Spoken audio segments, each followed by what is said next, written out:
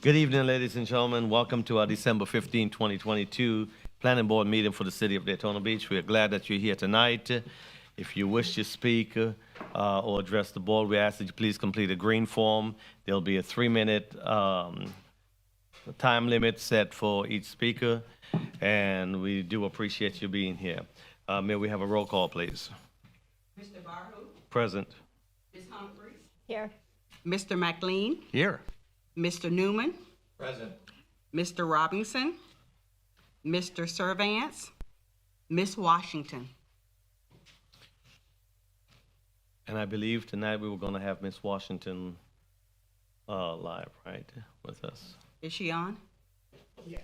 Okay. We need So, to. Mr. Chair, if Ms. Washington's here, she needs to explain why she can't be here physically, and then you need to, by motion, authorize her appearing remotely due to extraordinary circumstances. Ms. Washington? Here she is. Okay. Hello, how are you? You're muted. You're muted. I'm glad I'm not the only one who does that. Oh, thank you. Oh, you must have heard my tummy growling. Thank you. Ms. Washington, can you hear us?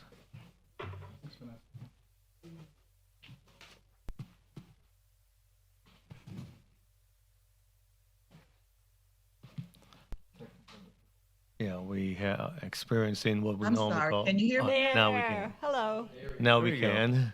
Good You evening. hear me now, right? I could hear you all, but I had you muted. Didn't realize it. Yeah, we know that you're unable to meet with us. Can you share a little bit so we can make a motion? Sure.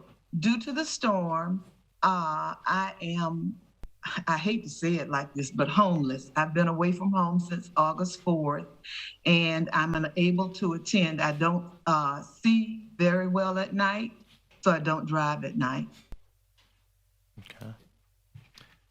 And so, board, may I have a motion if we allow Ms. Washington to Move move? approval, to Mr. allow Chairman. her.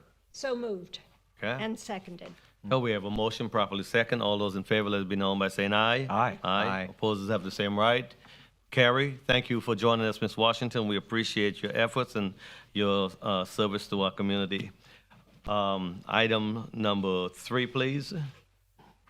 May I have a motion? So moved, Mr. Chairman. Second. Second. We have a motion and a second for our minutes to be approved. All in favor, let it be known by saying aye. Aye. Aye. Aye. Opposers have the same right. Carries. Thank you very much. May we read item number 4, please. Tomoka Village South, Major Subdivision, Preliminary Plat, DEV 2022-038, Quasi Judicial Hearing. Okay, may we hear from staff, please?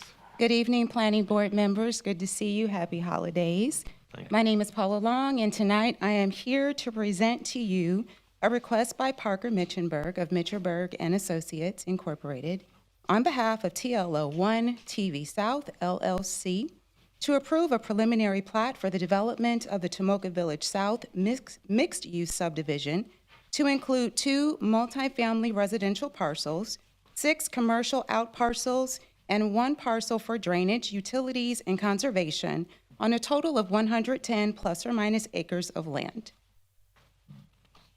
The site is generally located in the northwest quadrant of the LPGA and Clyde Morris Boulevard intersections. As you can see by the aerial, the site is vacant and currently undeveloped. The zoning for this site is Plan Development General. And all of the surrounding properties are also zoned Plan Development General.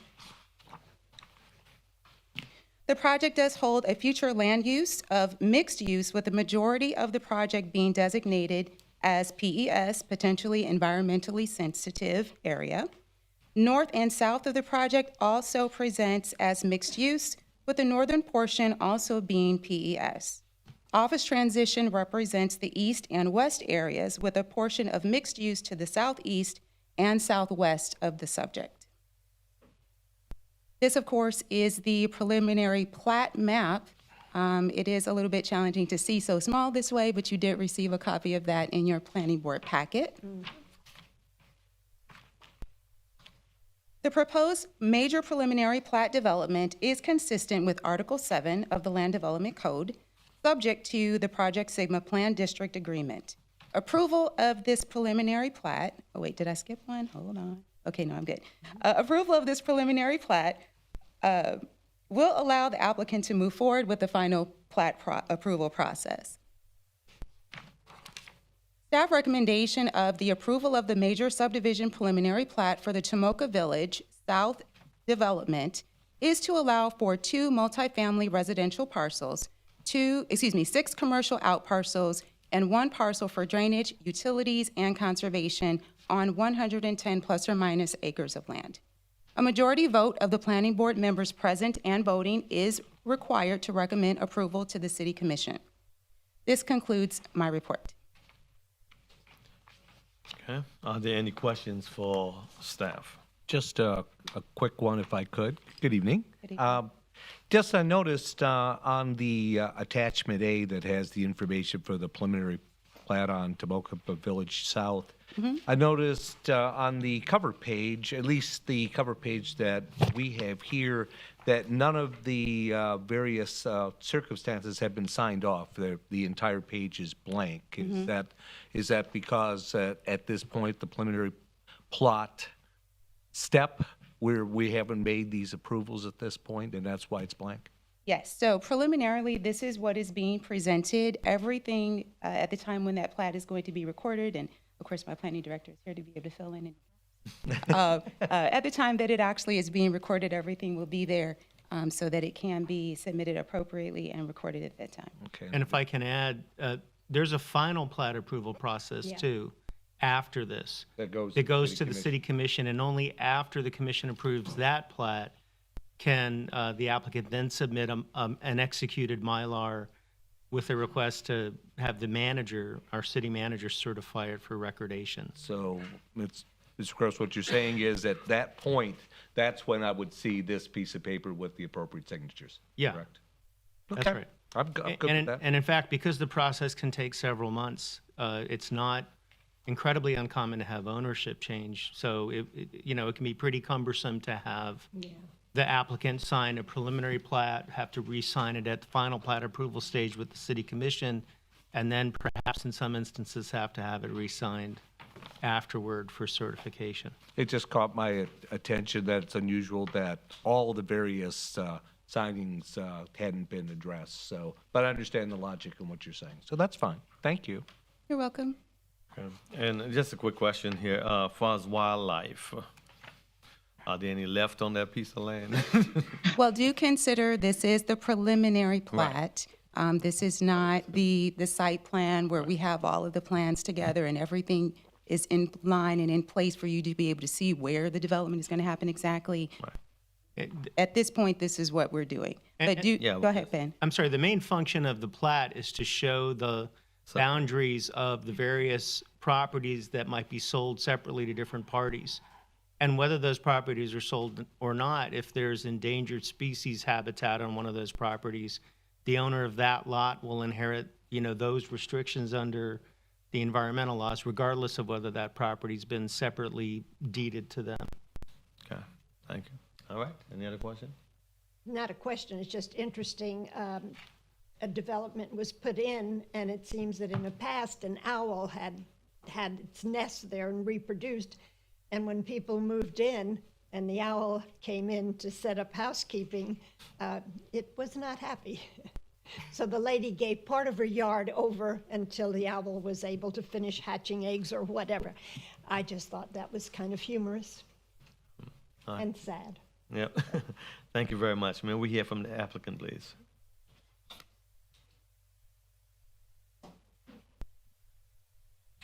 Good evening, Steve Buswell with Parker Mitchenberg and Associates. We're the engineer of record for the project. Just want to say thank you, Paula, for the presentation. It pretty much covered pretty much the project description and what's being platted, so it's really here to answer any questions that you have. Okay, are there any questions for the applicant? No. Nope. Thank you very much. I have one green sheet, which is That was you, me. sir. Thank you. Appreciate it. Thank you. Do I have anyone else that would like to speak to or for or against this item? No? Board, may I have a motion, please? Yes, sir. Move approval agenda item 4, major subdivision preliminary plat, DV 2022-038, Tomoka Village South. Second. We have a motion properly second. All those in favor, let it be known by saying aye. Aye. Aye. Opposers have the same right.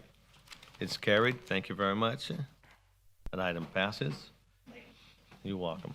Have a good evening. Good, have a good evening. Item number Thank you. 5, please. Village Plaza Major Subdivision Preliminary Plat, DEV 2022-117 Quasi Judicial Hearing. And we hear from staff, please. Hello again. As if. Hello again. I am here to present a request. Paula Long, planner with the city. I'm here to present a request by Brian Cohen, Cohen Strategic LLC, on behalf of Cohen Square LLC and ALD, ALD, .dbf LLC, the property owner, to approve a preliminary plat for a 3-lot existing commercial development where 2 of the 3 lots are currently developed. The site is generally located on the north side of Belleville Road and west of South Nova Road. As you can see by the aerial view here, the entire project does represent a portion, which you may recall, November 2020, a portion of this site was actually destroyed by a fire. Yes. That portion that you see there, as well as what you've seen in your planning board packet, does show it there, but it has since been demolished. However, the aerial photos we have don't show it demolished. So that particular portion of the site is vacant at this time, and you can see that the rest of the project is actually developed. The project is currently zoned as Business Retail 2 and surrounded by the same to the east and west, Plan Development General, and south, with a portion to the southeast zoned as Business Automotive, and a portion northeast being Hospital Medical. The project does hold a future land use of retail surrounded by the same to the east, south, and west, with level 2 residential holding majority of the land use north of the subject property, with a portion northeast of the project being office transition. There are 3 plats that are actually going to take place here. Number 1, which actually holds that portion that has the property that was destroyed. Portion 2, which of course is the majority of the northernmost portion, and then 3, which actually is where the Aldi is located. The preliminary plat map, which was included in your planning board packet, is here as well. It is very small, so you guys don't normally see me do any animation, but I felt like you needed to see it a little better today, so I made sure that it was there for you to see. The proposed major preliminary plat development is consistent with Article 7 of the Land Development Code, subject to the Business Retail 2 zoning district. Approval of this preliminary plat will allow the applicant to move forward and with the final plat approval process. Staff recommends approval of the major subdivision preliminary plat for the Village Plaza, allowing a 3-lot existing commercial development on 11.84 plus or minus acres of land. A majority vote of the planning board members present and voting is required to recommend approval to the City Commission. And this does conclude my report. Okay, are there any questions for staff? Quick one, if I could, Yes, Mr. sir. Chairman. Paul, this may not be necessarily in your bailiwick, but I'm gonna throw it out anyway. On the recommendations, obviously, we're going to rule on this today, and then there'll be our recommendation. I noticed there isn't a specific schedule for the final plat for the city commission. Yes. The reason there is not a date scheduled on this Yes. matter. So the Public Works Department actually will be bringing that final plat forward. As Mr. Gross has already mentioned, many times the schedule is out 2-3 months. It really just depends. Sometimes the ownership changes, different things have to be brought in. And because of that, we don't actually have a date certain. However, and you've seen it happen many times, it comes back several months after the fact. I would love to be able to say, in the normal manner, 2 months later, we're going to see it come before City Commission, but that doesn't always happen. So we do like to make sure that you understand that what that process is for the final plat.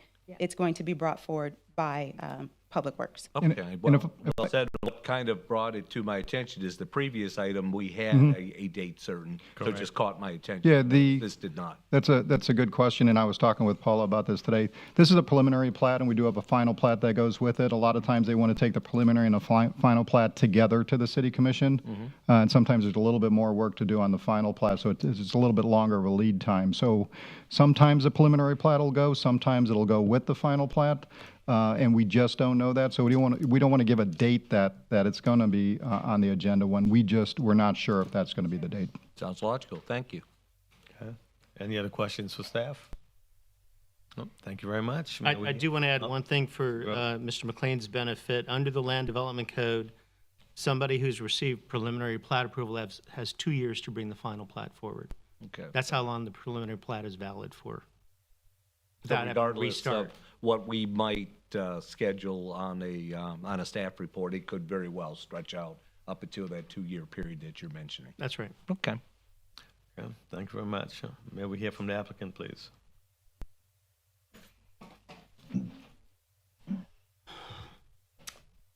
Hi, everyone. I'm Jeremy Gannon with Cohen Commercial. I'll be representing Cohen Square, the ownership group, and this is Rich Jackson with KCI Surveying. He's the engineer on the project. Okay, thank you. Are there any questions for our applicant? No, you guys did a great job. Thank you. Thank you very much. Can I have the green? Yeah, thank you for the green sheet. Again, if there's anyone that would like to speak for or against this item at this time?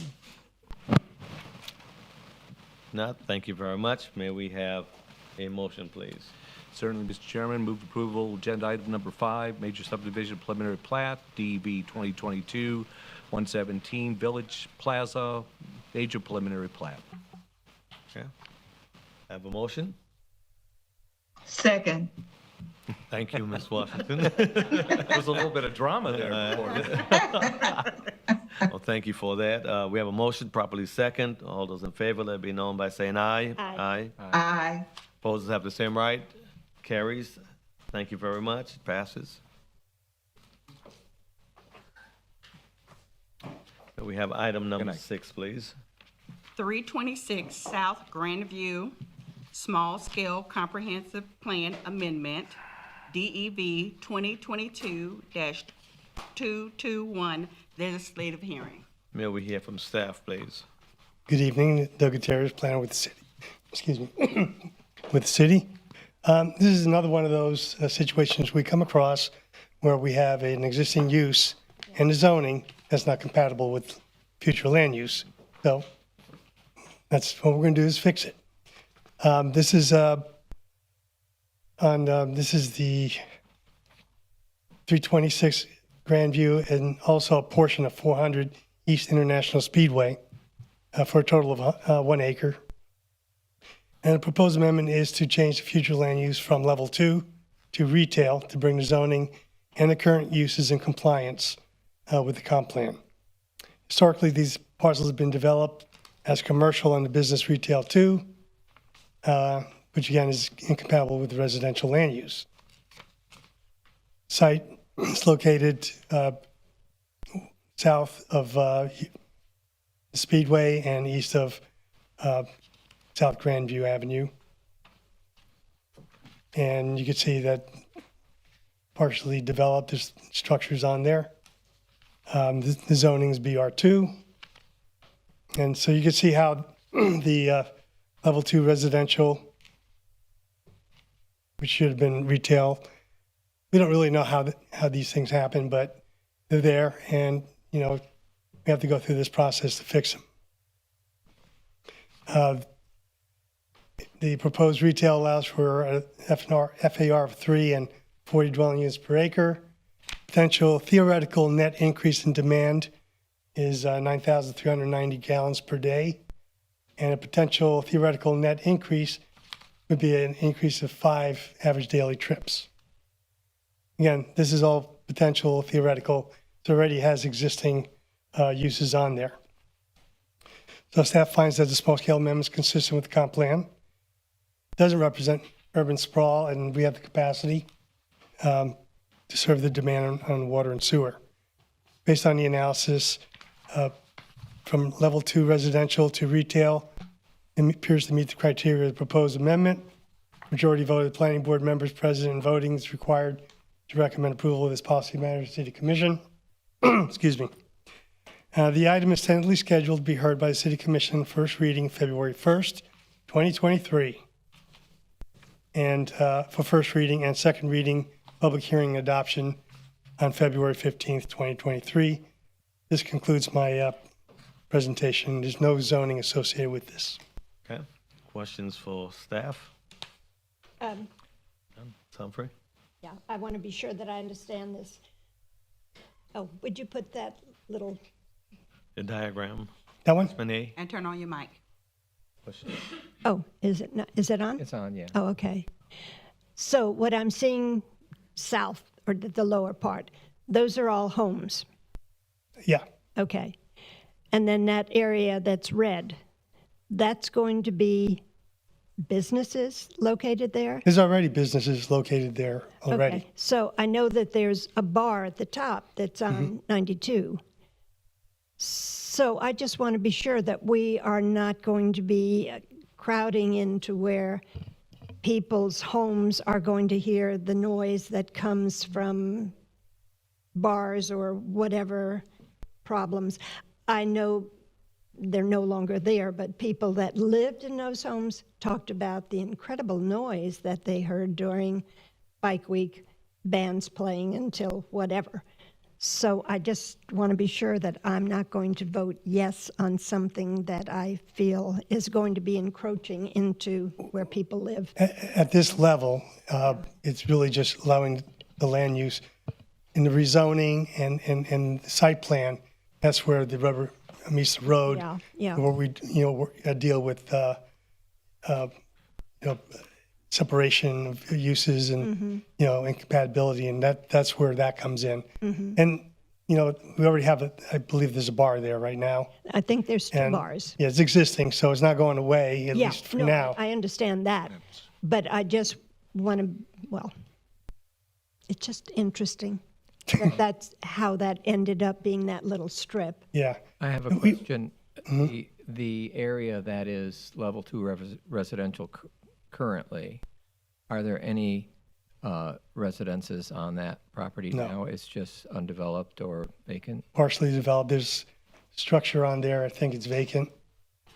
Yeah, and yeah, there's some parking lots basically that right now are just sitting, and then there's a sandwich shop, I believe, slightly to the east of that. And, yeah, But no homes. okay. Just for clarification, we were looking at the map that shows the actual two buildings that's on it, and we assume those are commercial, correct? Yeah. Yes, Okay, thank you. there it is. Okay. Are there any other questions for staff?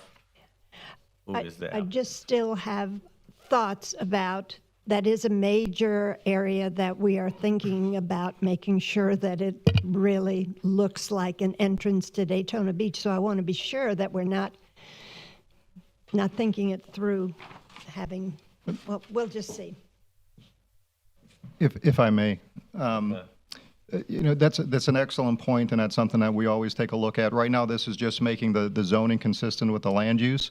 If there were development to come in, would come in under the site plan process based on the BR2 zoning district, and we would review it based on our development standards, which would include compatibility to single family. So anything that would go in would have to be compatible with the single family.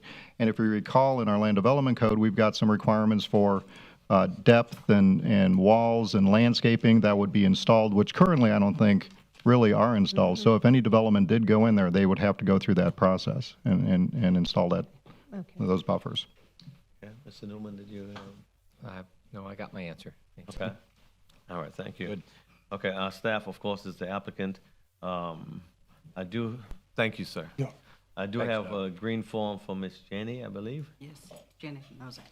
Nazak. Okay, you state your name and Hi. address for the record, please. Jenny Nazak, 501 Harvey Avenue, and I live about maybe just a few minutes walk from this building, this structure, and I've always thought, gee, it'd be nice if there was some shops there. You know, our neighborhood does have a lot of vacant lots, and this is a really good example of urban infill. I know I don't get to pick which shops go in there, but it's just nice, it'd be nice to have some life. And, you know, regarding landscaping and stuff, the trend of the future, the wave of the future is natural, native, eco, that is not so much work and not so much fuss. So, and I know we have a lot of progressive people around here who are into the progressive landscaping. So I think we can work with that. And the thing about the owls, that was so sad. It wasn't humorous, it was sad. Yes, but the good thing is there are people all over the world integrating urban wildlife into structures. So all of which is to say, we are on the beach side, urban wildlife belongs here, and so does retail, yeah. Yes. And it's right on the big fat Grandview Avenue, so it's a great location. Yes. They're even moving into the cities in New York City. Yeah. Thank you very much. We appreciate you. Yeah. Is there? One more. Oh, one more. 6. For 6, okay. We're using a 3-minute timer, please. Thank you. Okay, Mr. William. Item number 6. Please state your name and address for the record, please. My name is William Bidorf. I live at 402 East International Speedway. I live above 400 East. Yes, sir.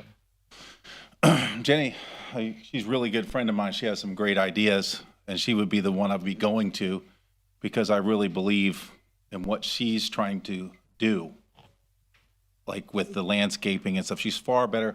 I have fern farms, things like that up in Pearson, which I invest into that kind of stuff. But I've been in Daytona, I guess, since 2003, trying to develop all that property on East ISB. You know, now, thanks to Dennis and probably the new city manager, we might get a chance to. The only thing that kills me now is not from 20 years ago is the building cost. Everything is 10 times the amount to try to come in. Maybe next week we're meeting with a guy from Dubai to try to invest in to help us put a Publix in. I don't know if he's going to show, and I'm waiting for an appointment, which Dennis will be the first one to know because he puts up with me, or Hannah back there, she tolerates me. But I appreciate Jenny. I think she's a really important part for our community, and I definitely will need her help. Hopefully it's okay that I get it. Thank you. Thank you. Appreciate you. Okay. Is there anyone else that would like to speak for this item number 6, for or against? Not, board, may I have a motion, please? Mr. Chairman, move approval of item number 6, small-scale comprehensive plan amendment, DEV 2022-221, 326 South Grandview Avenue, future land use map amendment. Second. We have a motion properly second. All those in favor, let it be known by saying aye. Aye. Aye. Opposers have the same right. Thank you. It carries. Item number 7, please. May we read? Have it read. Daytona Lakes RV Resort, large-scale comprehensive plan amendment, DEV 2021-130, legislative hearing. And if I may, just for the record's sake, if we can do item number 7 and 8 consecutively, and then we'll vote on them separately. Okay. So would you read item 8, please? First amended and restated Daytona Lakes RV Resort Plan Development Agreement rezoning, DEV 2021-127, quasi-judicial hearing. Item 7, may we hear from staff? Good evening, Doug Gutierrez, planner with the city. Thank you for. Yeah. Before I start, I'd like to point out there was a typo in my staff report, and I apologize for that. Page 2, the policy 2, I had initially 7,200 RV spaces. It's really 720. I just wanted to bring that to attention. We corrected it, and it'll be correct, for the city commission meeting. But yeah, that was. You saved me a question, Doug. I knew you were gonna. I knew it. I knew you were gonna hit that one. I So think we should let him suffer a little bit longer. I have 4 items. Is that enough? This is a request by Glenn Storch, Esquire Storch Law Firm, on behalf of Blue Coral Properties for approval of a large-scale comp plan amendment. Site's generally located west side of the access ramp of I-4 and US 92 International Speedway, and is currently undeveloped. This is where it's located, and as you can see, it's undeveloped. Proposed amendment to the map consists of 179.8 acres. Proposed to go from the Volusia County low impact urban and urban low intensity to city mixed use. The proposed amendment to Neighborhood V, the applicant proposes amending Neighborhood V Issue S, Policy 2, to limit the RV spaces to 720 spaces or a density of 1 unit per acre. And this is the neighborhood policy, and I already brought up my little error. And as you can see, the property to the north and east of it was originally proposed, I believe, 2 years ago for this, and this is going to be like second part of that. So it'll be a collective over 300 acres. The potential net, there would be a potential net decrease of 140,000 gallons per day in demand, and a potential net decrease of 697 PM peak hour trips, or 9,465 average daily trips. Staff finds that the large-scale amendment is consistent with the comp plan. It does not represent urban sprawl, and the city has available capacity to serve the demand on available water and sewer. Based on staff analysis and review, staff recommends approval. Majority vote of planning board members present and voting is required to recommend approval of the policy matter to City Commission, and the items tentatively scheduled to be heard February 1st, 2023 for transmittal, and for second reading subsequent to the DEO and VGMC review. Okay. And then Hannah will present the zoning portion of it. Thank you very much, Hannah. Item 8. Thanks, Doug. And then we'll ask questions.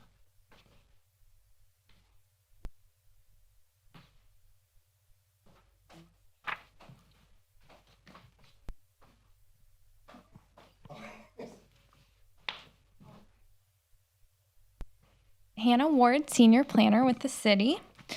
So this is a request by Corey Brown with Storch Law Firm, and it's on behalf of Blue Coral Properties Incorporated, who's the property owner, and it's to amend the existing Daytona Lakes RV Resort PD to add and rezone 179.7 plus or minus acres of property from Volusia County Rural Agriculture Activity Center zoning designation to City Plan Development General for a total of 353 acres within the development.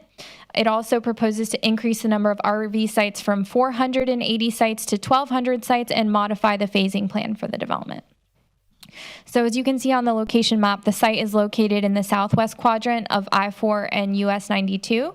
And then it's also kind of sandwiched in between US 92 or International Speedway Boulevard and I-4. The site is predominantly vacant and undeveloped, but there are some borrow pits existing on the property. The current future land use, as Doug mentioned, is split between the city mixed use on the part that's already been rezoned, and then county low impact urban and urban low intensity on the part that has not yet been rezoned and brought and changed to the new future land use. The current zoning on the property is split between Plan Development General for the city portion and then the Volusia County Rural Agriculture Activity Center for the part to be rezoned.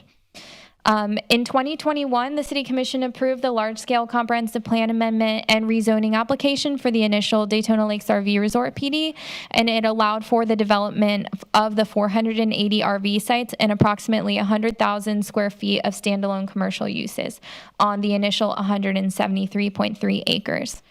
Now, the applicant's coming forward to add an additional 179 acres. They will be also adding an additional 720 RV sites. The commercial area stays the 100,000 square foot maximum. They're also adding 4 acres of accessory outdoor storage that will be to serve the people staying within the RV resort. They will also be adding an ATV or lake trail amenity. They're adding telecommunications facilities as permitted uses within the property, like a cell tower. Currently, the plan proposes 4 phases. They're proposing to increase that to 5 phases to accommodate the additional property they want to add into the development. And then the amendment also includes an explicit prohibition on residential uses within the project and limits leases of RV sites to a maximum of 210 days per year. And obviously, this is concurrent with the large-scale comprehensive plan amendment that's proposed. All right, so we're going to show some details on this development plan. This is phase 1. And then now phase 2 is going to be the added property. If you can see along ISB, phase 3, 4, and 5 are for the commercial out parcels that are contemplated. There are 2 primary access points, one along ISB, one along Roosevelt Boulevard, and then there's going to be a 3rd secondary emergency access point also leading out from the amenity center, which I think is where it's contemplated for maybe the outdoor storage or like some sort of clubhouse out to Roosevelt Boulevard. As you can see here, there's a large area that they're proposing to preserve natural vegetation that currently exists along Interstate 4, kind of like the junction of Interstate 4 and US 92. There's also an area along US 92 and I-4 that they will propose to plant to comply with the Scenic Thoroughfare Overlay District requirements there. And then there is a number of existing borrow pits and proposed stormwater ponds within the development. So just to go back to some of the details, so we have the 2 full access points in the stabilized emergency. With regard to the Scenic Thoroughfare Overlay District landscaping, they're proposing to preserve, to keep the natural preservation areas within existing conditions and for that to count towards the requirements for Scenic Thoroughfare Overlay District landscaping as shown on the plan, which are kind of those darker green areas that I highlighted along I-4. As well as a little bit on US 92. They will plant in areas that are deficient and plant in the areas that are not proposed to be preservation. But they are requesting to waive materials where existing features limit compliance. So as you can see here, I kind of show the areas along I-4 where there's an existing borrow pit. It butts right up to I-4, so they don't really have the room to plant there, and they're proposing to keep that to hold some of the stormwater they need.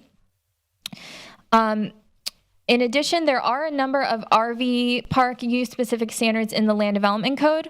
All of these standards were previously approved as part of the initial PD approval, but they are being restated for the expanded property that is now requested to be added. So they're requesting to waive the minimum setback for RV spaces in certain areas. If you can see here, the RV space areas may be within 15 feet of a property line, but there will also be required plantings within that area. So it's not going to be RVs directly abutting a property boundary. The next one is waive Type B buffer requirements in exchange for preservation of existing material. So the Land Development Code would require the establishment of a specific type of buffer around the entire perimeter of an RV park. In this circumstance, they're just requesting to utilize existing preservation in those areas, and then where the stormwater features limit the planting, to waive those requirements. And then a couple of the other ones that have been restated also, we require 24-foot wide 2-way traffic roads internal to an RV park. They have requested to modify this down to 22 feet. This would actually be permitted and as an administrative adjustment if they were to go through the development site plan process, but they've identified this as part of the PD just to memorialize that request. They've also requested to waive the requirement for a 24-hour caretaker. They're proposing to have a 24-hour security guard on site, and they have requested to allow stays for up to 210 days, where typical visitor accommodation uses would be limited to 30 days, with an explicit prohibition on permanent residential uses within the development. So provided the land development code modifications are accepted, staff recommends approval of the first amended and restated Daytona Lakes RV Resort PD, increasing the acreage from 173.3 acres to 353 acres, increasing the number of RV sites from 480 to 1,200, and modifying the phasing plan for the development. A majority vote of the planning board members present and voting is required to recommend approval to the City Commission. And the item is tentatively scheduled to be heard by the City Commission for first reading on February 1st, 2023. The second reading will be scheduled following review of the concurrent large-scale comprehensive plan amendment by the Department of Economic Opportunity and the Volusia Growth Management Commission. And this concludes staff's presentation. Thank you very much. Okay, are there questions for staff? Just, Okay, Yeah, Lisa Humphrey? a couple of questions. Number one, just curious, the depth of the borrow pits, and is it just lime water or is it just natural water that would accrue in those pits? I'm thinking of the safety of children, for instance, the danger that would be if it were just a deep pit that had lime-based water, which would, of course, be very dangerous. So I was questioning that for starts. So I don't have the details on the depth of the borrow pit. They haven't gone to the full engineering phase yet for this site. They are required to meet a minimum slope for the stormwater areas. Like, it can't be so steep that it would cause an issue. We do have minimum standards for that in the code. But I don't know. I don't have that information. I don't know if they have an engineer with them that can identify what that depth might be. But at this time, we don't have that detail in what we've been reviewing. Okay, Mr. McLean? yes. Good evening, Anna. Good How are you? evening. On page 4 of at least the staff report that we have, talking about minimum street connectivity index score. It's the applicants requiring to waive that requirement, which is fine, but the note afterwards talks about that the LDC exempts them from it anyway. So my point is, why ask for the waiver when you don't need it? It's they identified it in their waiver benefit letter when we were doing the staff report. Dennis and I talked about it, and he brought to my attention that this wasn't actually considered a waiver because of the code language. So that's why that's been addressed in that manner. More of a technicality, if you will. Yes. Okay, perfect, thank you. Okay, any other questions for staff? Either one, item number 7 or item number 8? No, may we hear from the applicant, please? And how do I get to everybody? Just dole them out. Thank you. Thanks. Since you've been at the public meeting.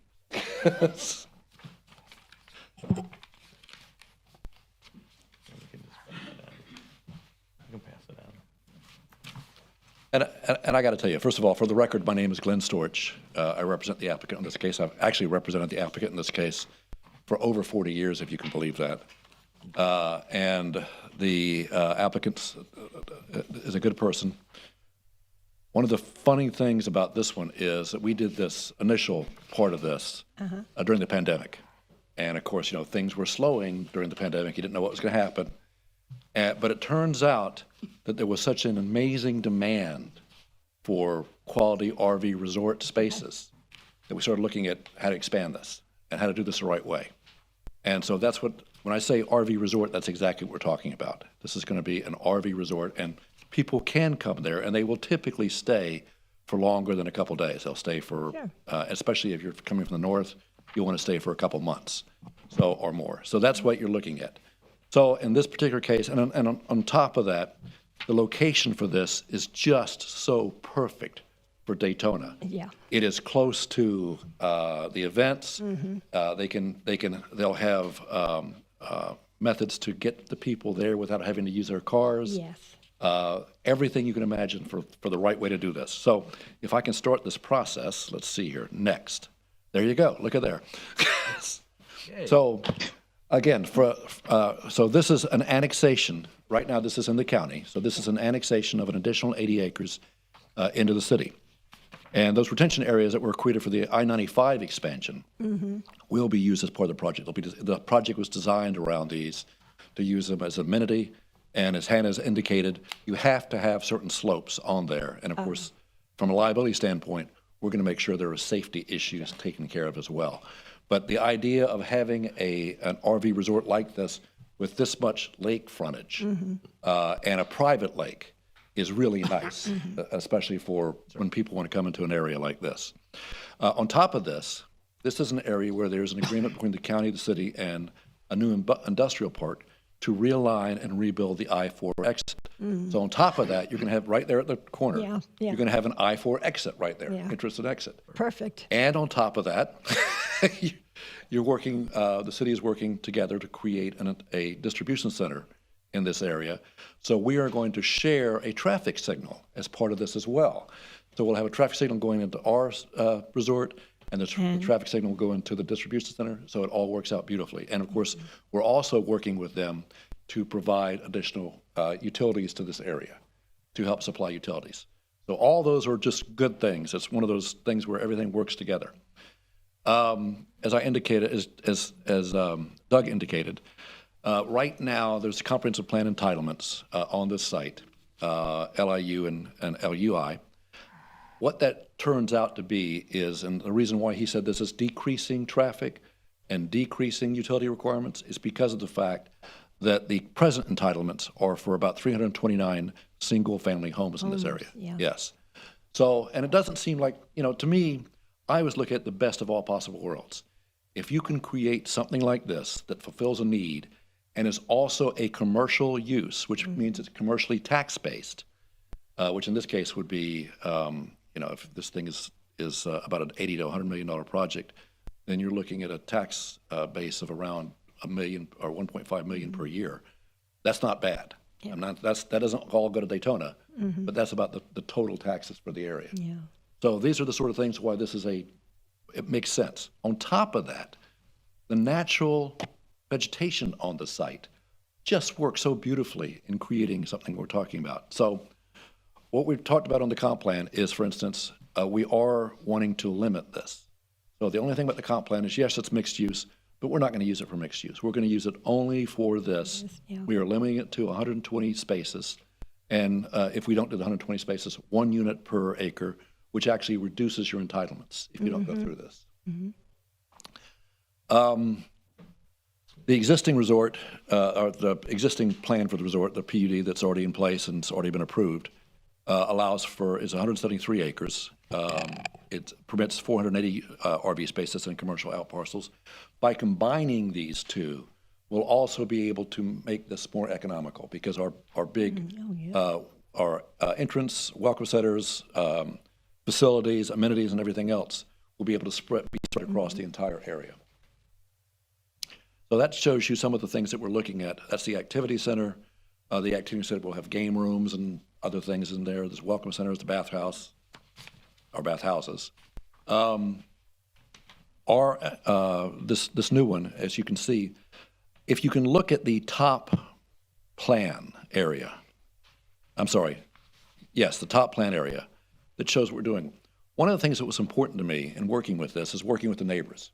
So the Roosevelt Drive folks were concerned about how this would affect them, as you can imagine.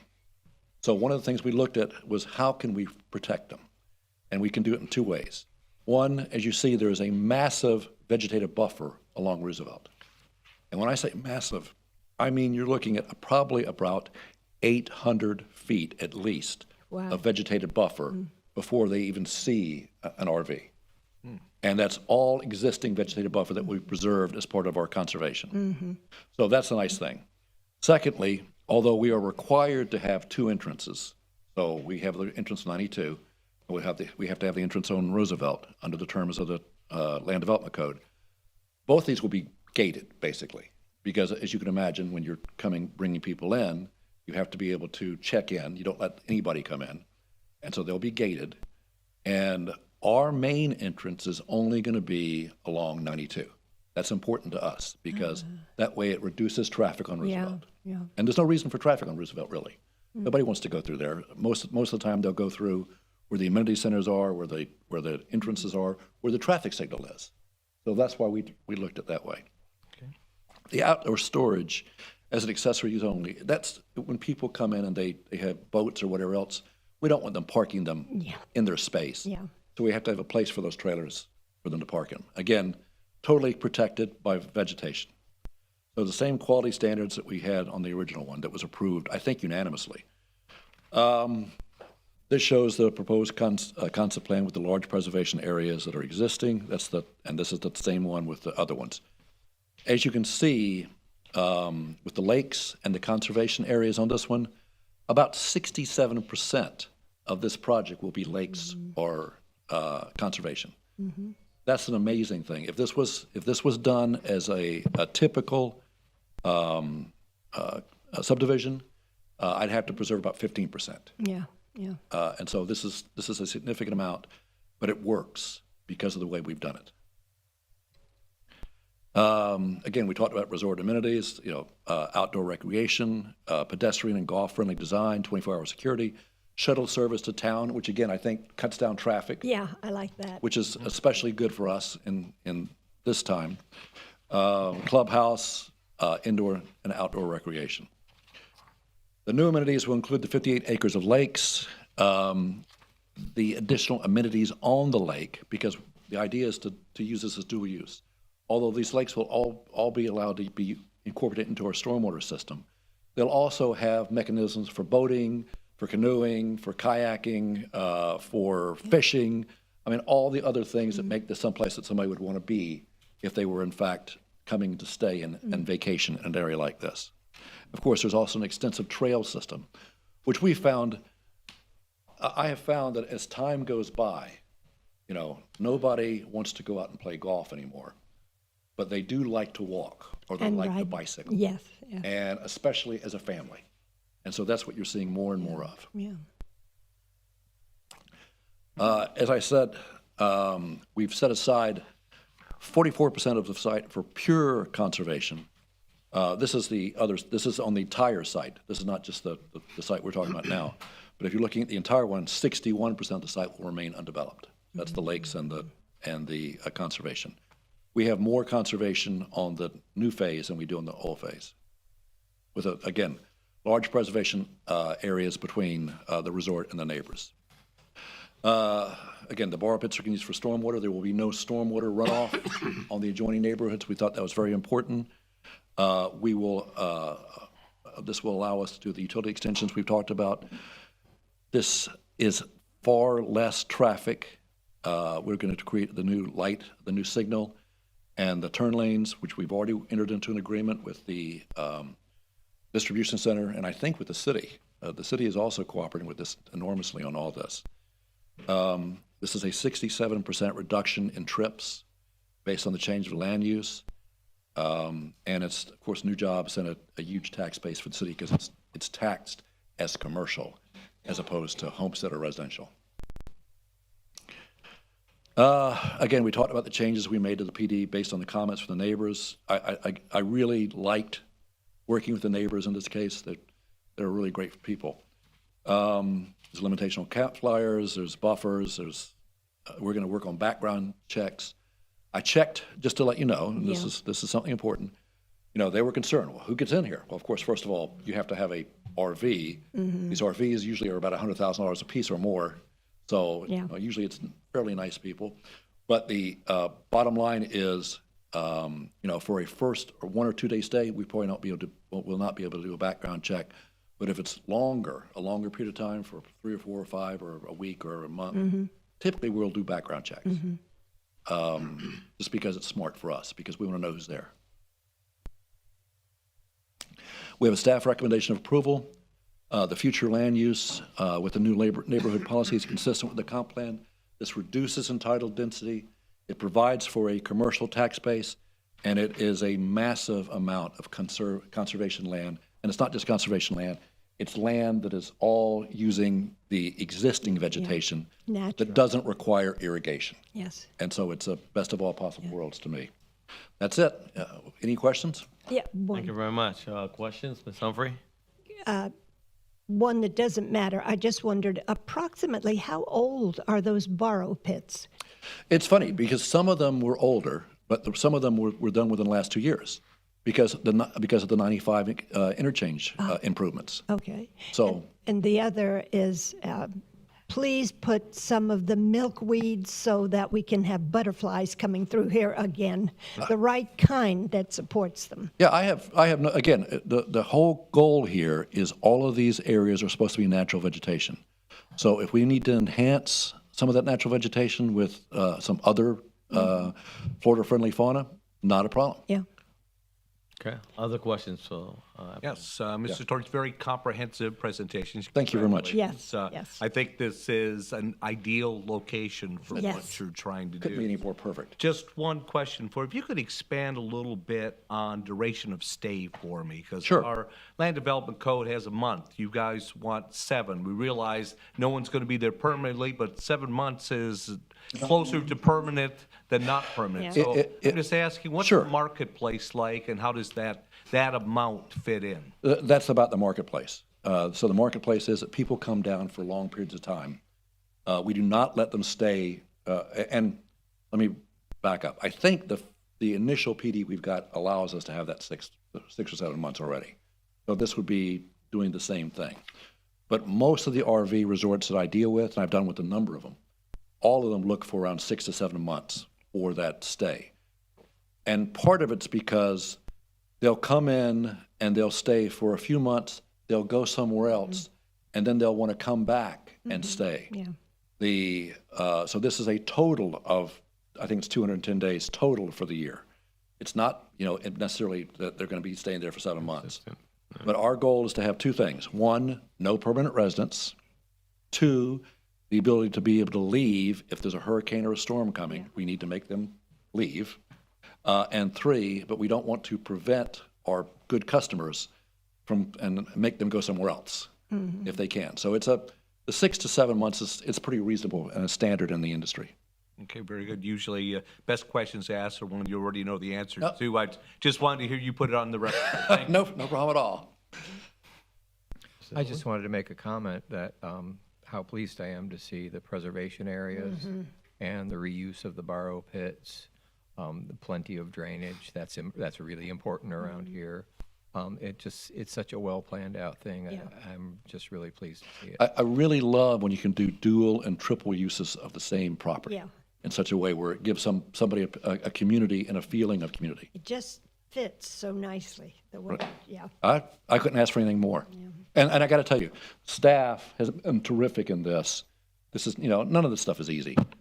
And they have done a great job, and I can't tell you how much I appreciate it.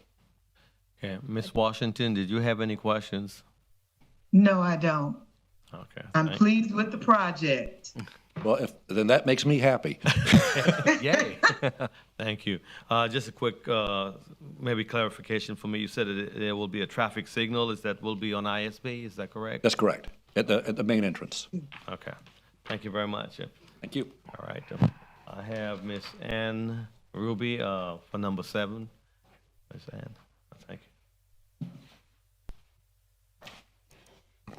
Hi, Ann Ruby, 137 Park Avenue. I'm very much in favor of this project. Simply as part of a domino thing I want to see happen. I would really like to see RVs disallowed on the beach side and in the downtown areas during bike events. But people want to come with RVs, so where the heck are they going to go? There they go. So I cannot wait for this place to open up so they will have a place to go.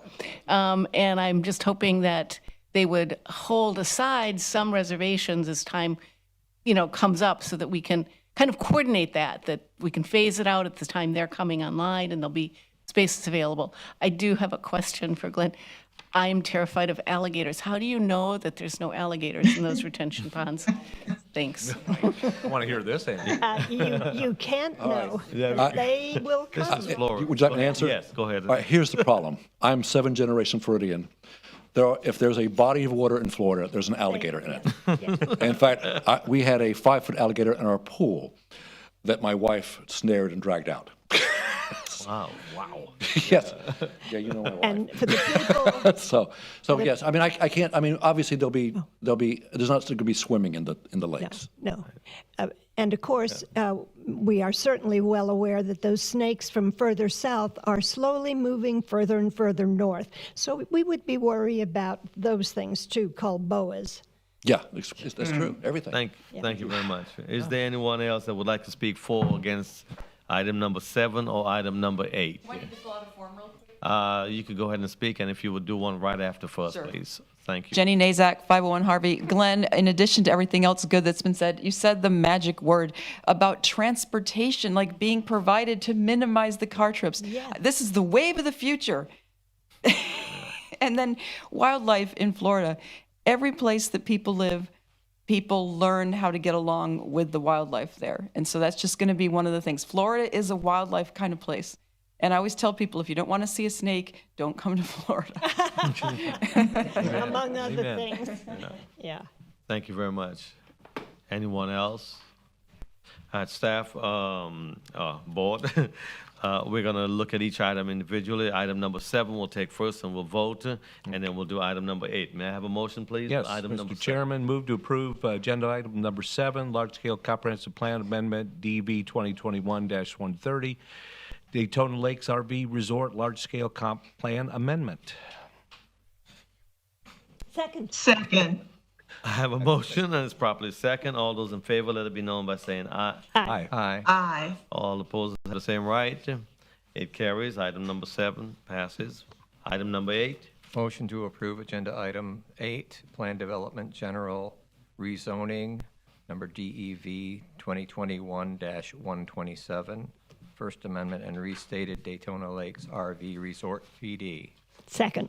Okay, we have a motion, properly second. All those in favor, let it be known by saying aye. Aye. Aye. Those have the same right. It carries. Thank you very much. Congratulations. Thank you. May we have item number 9 read, please? DME, Small Scale Comprehensive Plan Amendment, DEV 2022-036, Legislative Hearing. And we'll do the same thing again, Doug. I guess you come double. So we have item number 9 and also item number 10. Would you read, please? Second Amendment to DME, Plan Development General, rezoning DEV 2022-037, quasi judicial hearing. And we'll again hear item number 9 and 10 together. We'll ask staff questions, and then we'll vote separate. May we hear from staff? Thank you, Mr. Chair. Doug Gutierrez, planner with the city. Excuse me. This is a request by Joseph Hopkins of a performance group on behalf of DME Holdings for approval of a small scale. Sorry, small scale amendment. Property is located at 2509 Bellevue on the south side of Bellevue Avenue between Williamson and Clyde Morris Boulevard. And it's adjacent to the airport and DME Sports Complex. This property was developed as a contractor's yard. Oh, sorry. This is the zoning, well, the proposed zoning is PD, and proposed land use is mixed use. It's 3.8 acres. Property currently contains 2 storage buildings and was previously used as a contractor's storage yard. Located in unincorporated Volusia County, was annexed to the city in 2021 and retained a county future land use designation of activity-centered industrial until now.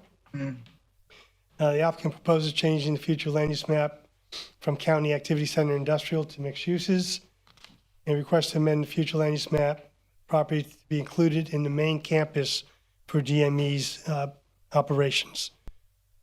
Property is concurrently processing an amendment for the plan development to be included in a DME PD. Potable water treatment and wastewater plants will have a theoretical potential decrease of 2,800 gallons per day.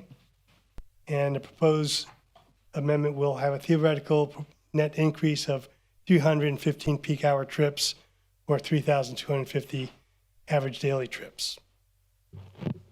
Staff finds that the small-scale amendment is consistent with the comp plan, does not represent urban sprawl, and the city has capacity to serve demand on available water and sewer.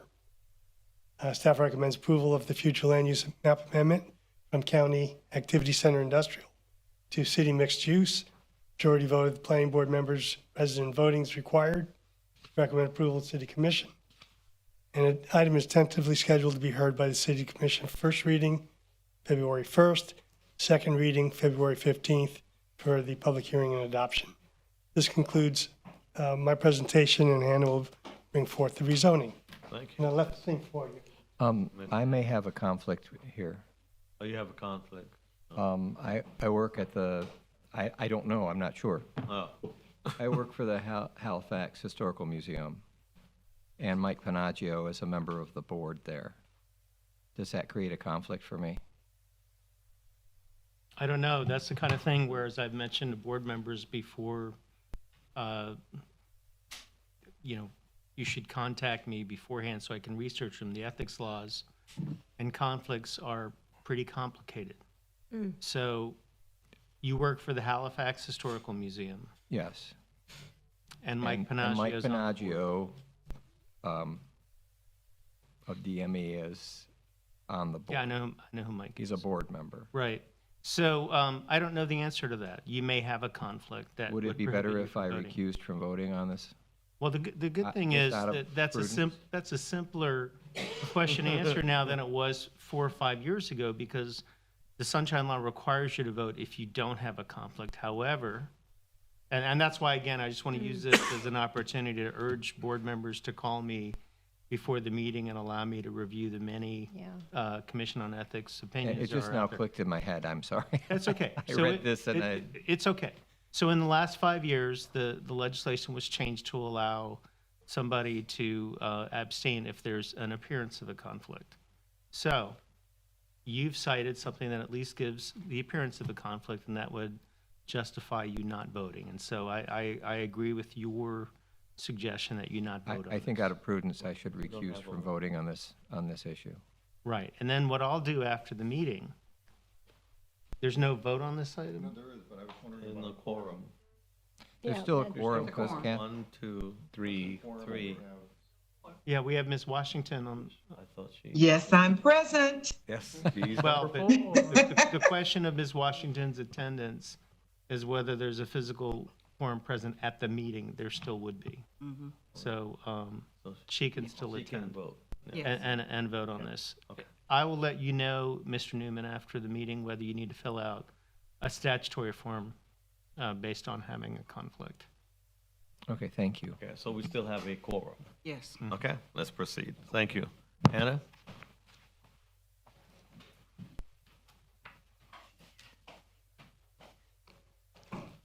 All right, Hannah Ward, Senior Planner with the city. So this is a request by Joe Hopkins with the Performance Group. It's on behalf of Michael Panaggio with DME Holdings LLC and Direct Mail Express Incorporated. It's to amend the DME PD to add the 3.8 acre to the satellite tract, and it will total 17.48 acres within the development. The Second Amendment also proposes to increase the total number of student housing units from 164 to 324 units and allow for the development of additional academic and sports training facilities. All right, so I've highlighted the site that they're adding in red. The address is 2509 Bellevue Avenue. It's located south of the Daytona Beach International Airport and west of the satellite tract that's currently in the PD. So the aerial view shows the current conditions of the site. On the site that's being added, there's currently a pole barn and a garage, and then DME Academy comprises the remainder of the property. The current future land use is split between CRDB mixed use and Volusia County Activity Center, and then the proposed future land use is CRDB mixed use. The zoning on the property is split between City of Daytona Beach Plan Development General and Volusia County Rural Agriculture / Activity Center. I believe it has an airport overlay as well. And then the proposed zoning is plan development general for the entire site. So just a brief history of this project so far. In 2018, the City Commission approved an annexation, small-scale comprehensive plan amendment, and rezoning for the DME PD, which allowed for the continued operation and future expansion of the DME Sports Academy and additional industrial, medical, and office uses on 13.21 plus or minus acres. Those additional uses are now since have gone away, and now the entire site comprises the DME Sports Academy.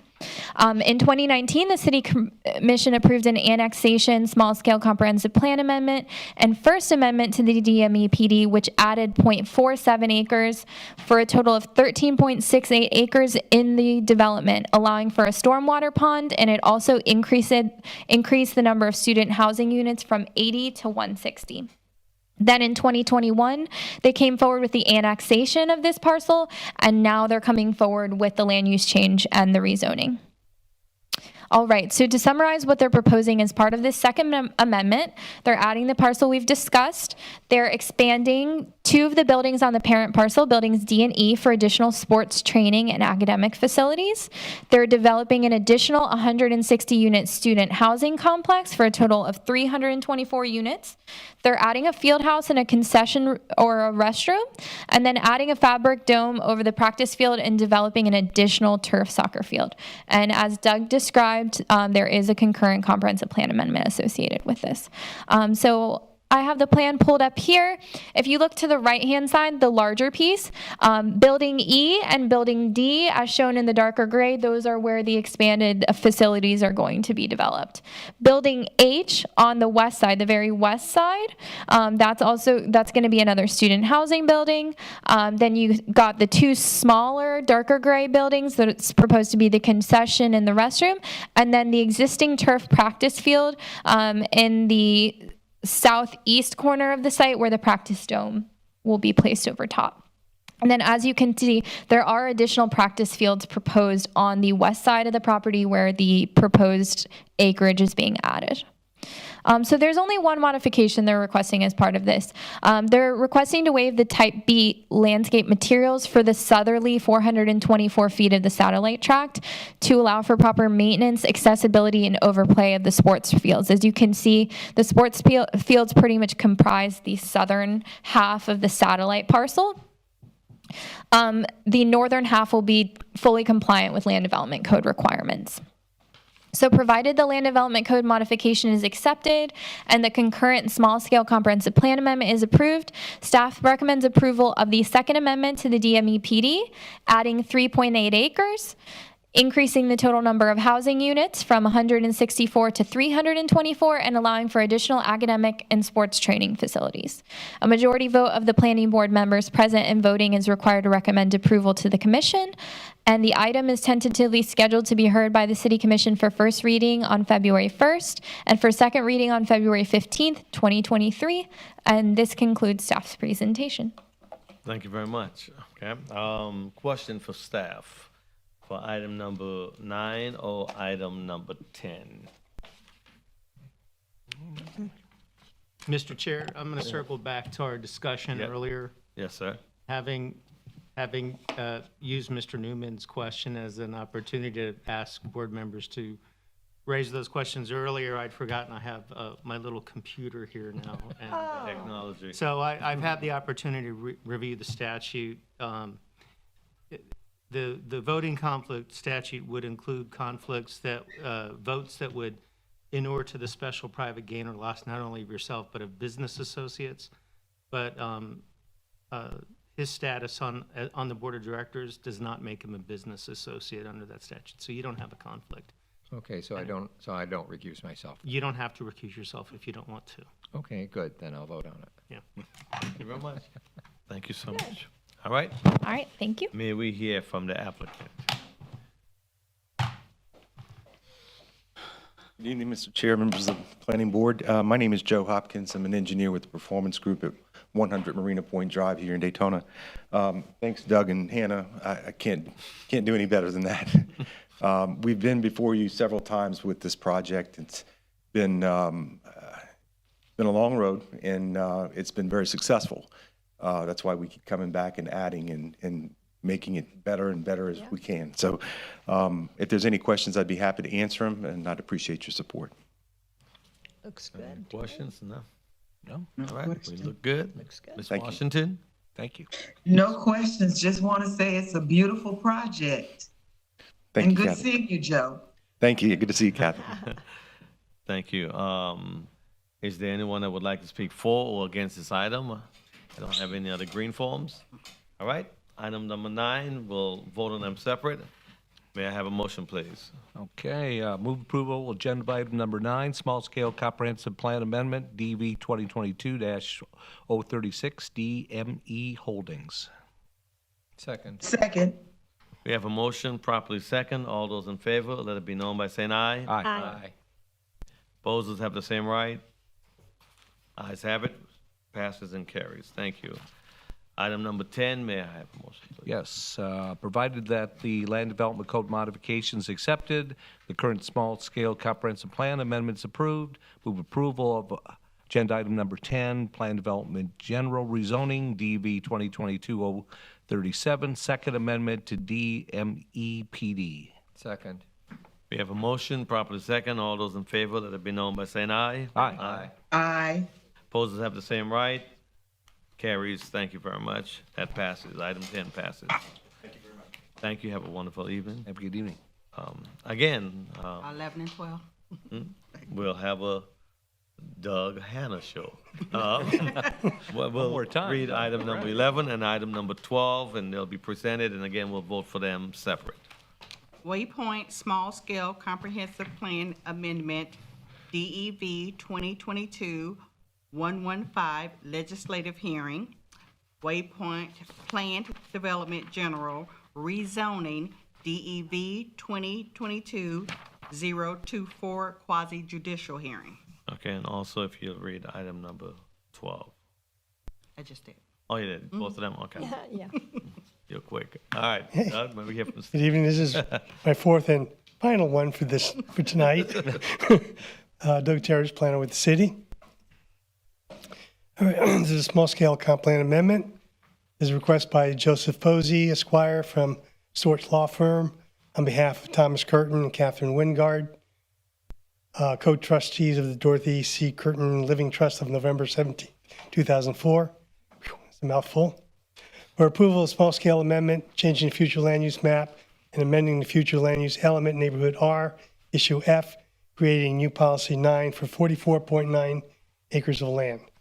The site is generally located on the south of I-4, west of I-95, and east of Tomoka Farms Road, County Road 415, and is currently undeveloped. Actually, it's a burrow pit. So no activity on it, it's full of water. It's a proposed amendment to the map. The applicant requests to amend the future land use map for the property in order to match the future land use of the surrounding property. The existing use of the property is a burrow pit and is proposed to be utilized for stormwater. The proposed amendment to neighborhood R is the existing burrow pit shall be limited to stormwater use, and density and FAR associated with the mixed use future land use should not be used as additional density and intensity for the 383 plus or minus acre Curtin tract. That would be the area surrounding the little gray area, and then the land use is to make it consistent with the rest of it. For both water, wastewater, and transportation, there'll be zero net or increase or decrease based on the use and what it's being used for, stormwater. Staff finds that the small-scale amendment is consistent with the comp plan, doesn't represent urban sprawl, and the city has available capacity to serve the demand and available water and sewer. Staff analysis, staff recommend the proposal. Majority vote of the planning board members present and voting are required to recommend approval to the city commission, and the item is tentatively scheduled to be heard by city commission, first reading February 1st, second reading February 15th for the public hearing and adoption. And this concludes my portion, and Hannah will be up with the rezoning part. Thank you very much.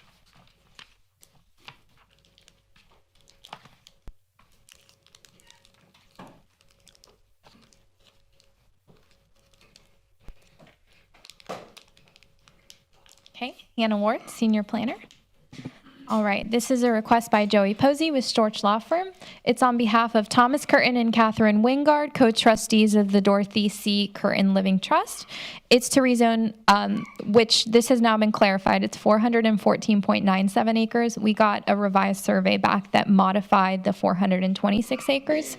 It's from Volusia County Rural Agriculture, which I believe also has that activity center and airport overlay with it, to City Plan Development in general. And it's for a mixed-use development that includes 1,660 residential units, which will include multifamily, single-family detached, and single-family attached products, and 340,000 square feet of non-residential uses, including commercial, institutional, and light industrial uses.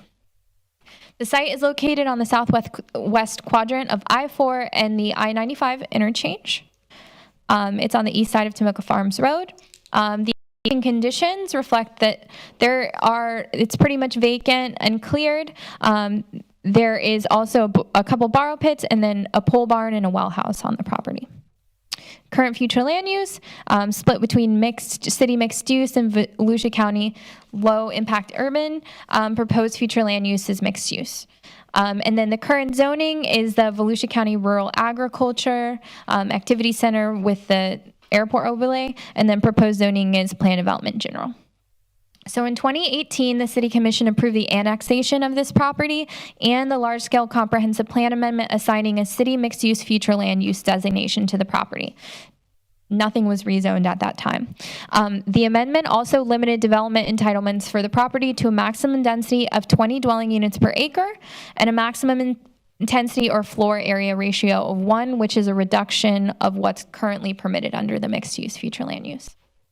I wanted to break down the development summary for you all. So within those 1,660 units, they're proposing 800 multifamily units, 610 single-family detached dwellings, and 250 townhome or duplex units. The breakdown of the non-residential square footage would include 200,000 square feet of light industrial uses, 100,000 square feet of storage buildings, 30,000 square feet of commercial space, and 10,000 square feet of general office space.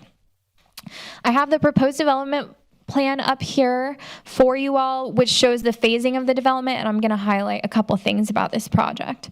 All right, let's see. There's 3 primary access points going out onto Tomoka Farms Road, and there will also be public roads internal to the development and throughout the development. That's the location of the mixed-use area, and then the remainder of the area is going to be developed with residential uses, and there's quite a bit of open space as well proposed as part of this development. I believe the exhibit shows 46%. That's the existing cell tower road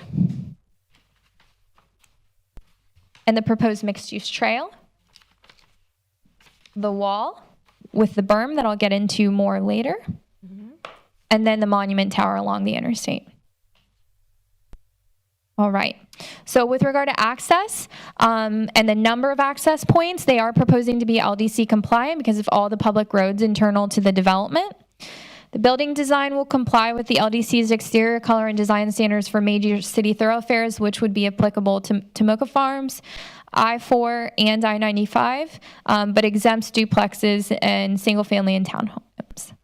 Connectivity index score is proposed to be reduced from 1.7 for planned development districts to 1.59, although as you can see, the development is very well connected.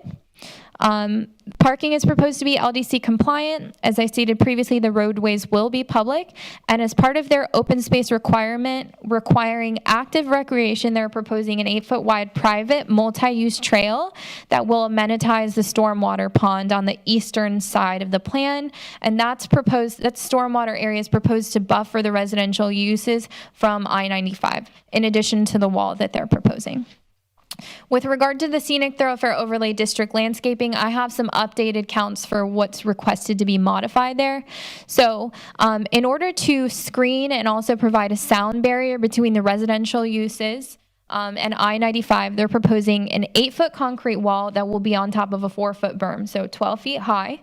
And then the plantings are as shown on the plans.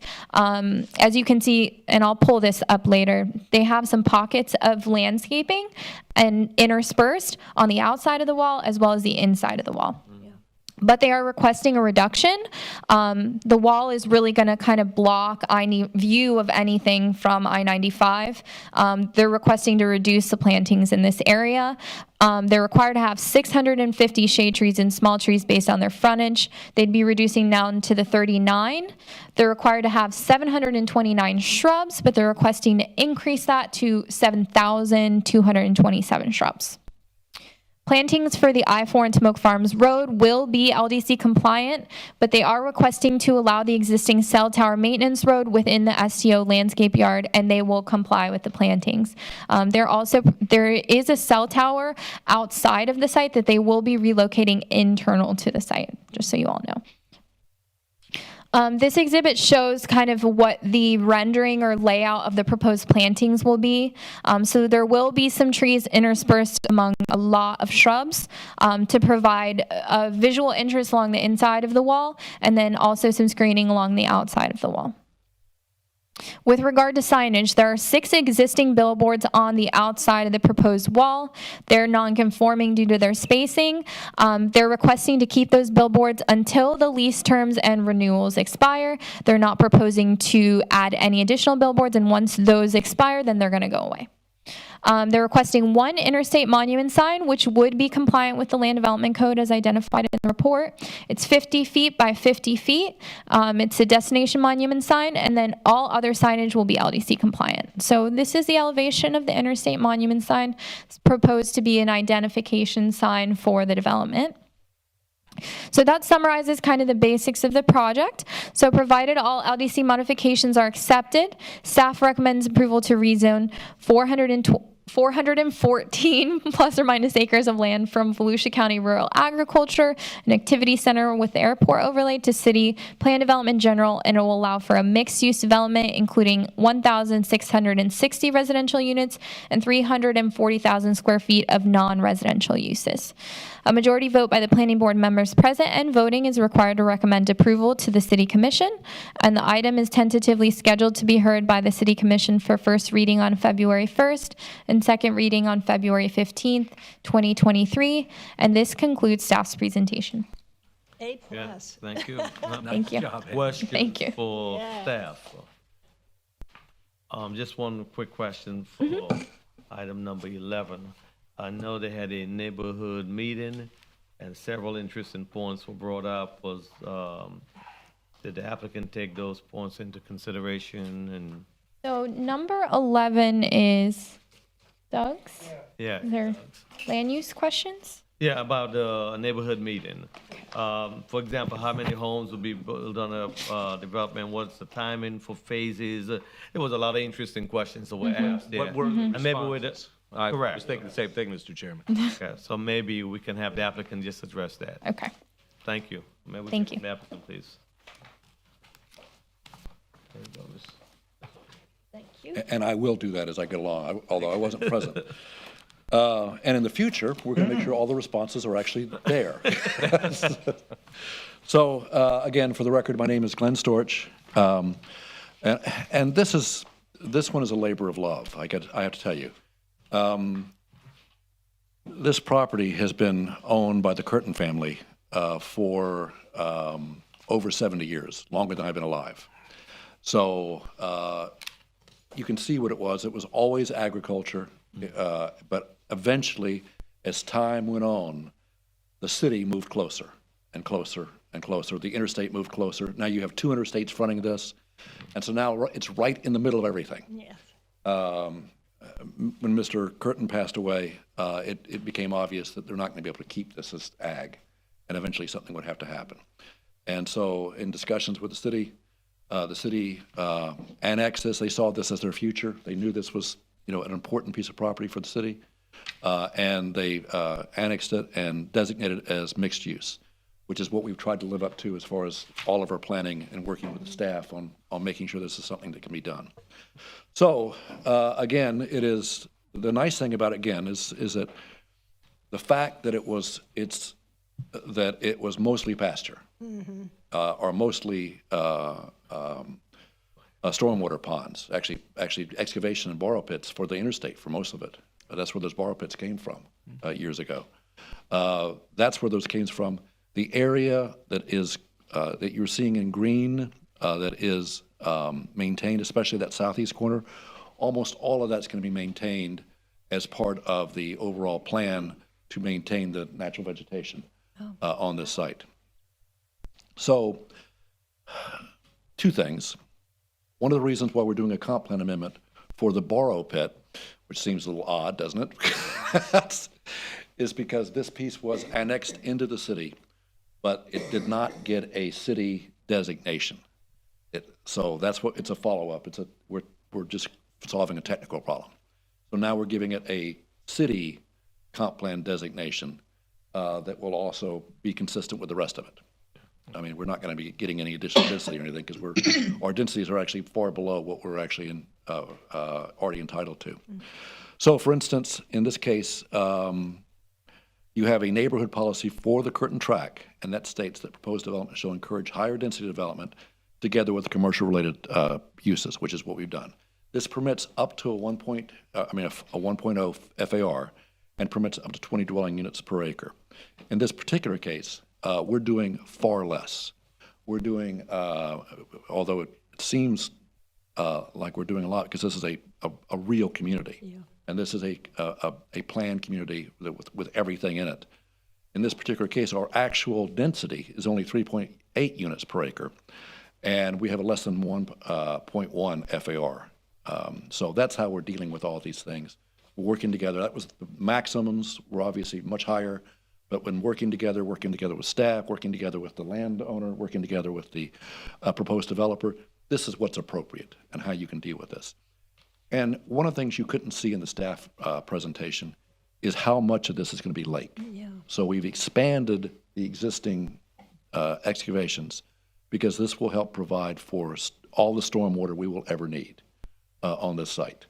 And it'll be lakes. And so you'll have not only, again, will this be a stormwater issue, but it'll also be an amenity for the community. So you'll be viewing this as lakes. All the apartment areas will have lakefront views. Many of the home sites will have lakefronts. Obviously, the commercial really doesn't, but the residential is going to really enjoy this. And the other question, of course, was how do you deal with this very difficult location where you have I-95 and I-4? And the way we've dealt with it, as Hannah has indicated, is by trying to create something that creates a buffer between us, but it's a nice buffer, because it is so important when we're planning this that this also be a gateway. And staff indicated that it was important for us to create a gateway into the city of Daytona Beach. And that's one of the reasons why you had that monument sign that was designed to create that sense of identity, sense of community, and sense of community for when now you're in Daytona. Now something special. So that was the idea there. Again, it's mixed use. We have everything. We have multifamily, we have single family, we have townhouses, duplexes, light industrial, commercial, storage, general commercial, office. I had somebody call me the other day and said, is there any chance we could put a Ace Hardware in this? And I said, Dennis, hope you can tell me yes, because I tell them yes. It's entitled under retail commercial sales. It is planned as a self-contained mixed-use community. So again, the idea is to try and reduce traffic impacts in the future so that people can stay there, live, work, and play. And as you design these things now, you're always looking at that live, work, and play aspect. What can you do to keep people here? What can you do to give them things to do? What can you do to give them the potential shopping for what they're looking for? That's the sort of thing we're doing, especially with the number of rooftops that will eventually be in this site. Again, this shows some of the plan. You're going to show, you have amenities, you have the destination sign, the visual buffer and wall we talked about, the trail system, which is a pretty extensive trail system. And I don't know if you can tell this from this map, but this trail system actually goes on almost a causeway between two lakes. So it will really be a special thing. It'll be bicycle trails, obviously, walking trails, something that will really encourage people to stay. Again, golf courses aren't really the thing anymore. Yeah. But something like this will really encourage people to stay and enjoy the community. There's a preservation of all the Rutland areas. One of the things that staff indicated to us they wanted, and the county as well, how can we find a way to keep traffic off of 415 if we can? And one of the ways we did that was by working with county staff and city staff so that you create this as a thoroughfare so that people can then connect to the next site. Because eventually, you're also going to have something south of this site as time goes on. So we provide that road connection so it goes into our area so someone living there can come through here and go to the commercial areas as well without going on 415. There's a large buffer. There's at least a 50-foot vegetation buffer along 415. Again, the idea is to make this something special for your gateway community. I think the signage, like I say, I love what they've done with the design for the sign. I think this is really special. Yeah. I think it creates a sense of place. I think it creates a sense of that you've arrived in an urban community, and so that's one of the reasons we were doing this. But again, that was really originally staff's idea, and we just took it and ran with it, and I think they did a great job. Again, one of the things that you're looking at when we talked about the vegetation, rather than just have a bunch of trees lining this, Yeah, I liked that. this has so much more interest. It has architectural interest with the wall. It has architectural interest with the sign. You'll have groupings of vegetation, and you'll have, literally 6,000 plus more shrubs than you'd be required to have. And so it will really look something. It will be something special. It will look. It will be upscale, and again, it will be our gateway. Now, one of the reasons why you have not seen anything in this area is because of the high cost of getting to the area for utilities. Right now, anything on this side of 95 really has to use septic tanks, okay? That's what you're dealing with. Yeah. So most of the housing developments, or most of the housing in this was septic tanks and wells. And so we all know that if we can find a way to create central water and sewer, it is far better for the environment. Yes. It is far better for the city. And so the real issue is how do you get across? And so we've been working extensively with the staff on this. We have a mechanism now to get across 95. It'll cost about $10 million as far as our investment just to get utilities across 95. But that's going to be important because it's not going to be just for this site. It'll be for future sites as well. Yeah. And that's important. Again, I guess I should point this out. Sorry, Eric. No contribution required from the city. All right. So anyway, this will again allow us to encourage transition away from septic tanks. One of the waivers we've allowed for is the types of uses. Again, the idea is to create this as a planned community, so you have all different types of community. So you have some that would be I don't want to say necessarily. I like to consider it a diverse types of community, diverse types of housing, and it gives everyone a chance to come in and live in this community. So we have smaller lots to encourage clustering and to allow for that diversity. The connectivity index score was a problem because of the fact that two of our property lines are I-4 and I-95. Yeah. So I have no choice there. I can't get on there. So that's why you have that. There is a permit for a cell tower access. One of the things that we've been encouraged from from the staff is we know that you're going to require more and more cell phone towers. They'll probably be smaller as time goes on, but because of the increase, because of the 5G, they're going to require more and more cell phone towers. So staff has been encouraging most projects to try to find potential sites for those towers so that we have coverage. And in fact, I was asked from someone from Pelican Bay, please make sure that we have sufficient cell phone coverage because that was a concern they had. Permit the combination of the wall burn with the cluster plantings. We've talked about that. I just think that's just going to be very, very attractive and much more attractive than what you're your typical requirement would be.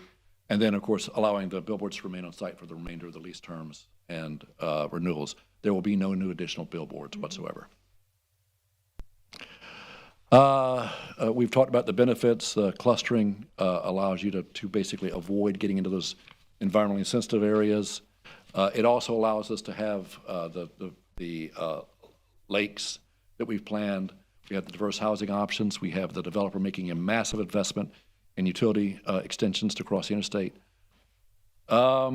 We've talked about the wall and the berm and the gateway, how this will look from people coming into our area. And this is a planned community with housing and non-residential to allow that to live, work, and play. Tax benefits. Now, this is sort of an interesting one to me. I always found this fascinating because right now, as you can imagine, this ag, okay? It's agricultural use. It's a pasture. And I don't want to hurt anything here as far as what you've been paying, but their taxes are about $5,000 a year, which is nice. When this was the total build-out, and a total build-out value of about $398.4 million, based on the millage rate of 18.17330, the potential tax revenue total, not just Daytona, but everyone, is about $7 million a year, every year. So you're going from $5,000 a year to $7 million a year. It does give a reason for why we're trying to do this the right way. There's benefits to everybody, and I'm sure we can use that tax money at some point. We've also been working on with the county and with the city on trying to deal with the Tomoka ISB interchange or intersection. That's an intersection that needs some work. We've been working closely with them. We've had our traffic engineers working closely with the county, and we will end up with targeted funding for that intersection to help improve it and help solve some of the problems that presently exist. Let's see here. This actually, one of the things that I think is so important is with the road and utility connections that we're providing, this will actually be an opportunity for a lot of planned development. And I don't know if that's a good thing or a bad thing, but I think it's a good thing because as things come in, you want to do the best possible projects. You can't do it without water and sewer. You can't do it without road connections. And so that's what we're trying to plan for, to avoid having the sprawl and to avoid having the problems with too much in an area. This will, I don't see this as an impact at all. All right. You can tell we've worked hard on this. I mean, this is a big project. It's a long-term project. It's a phase project. Not all this will be in, overnight.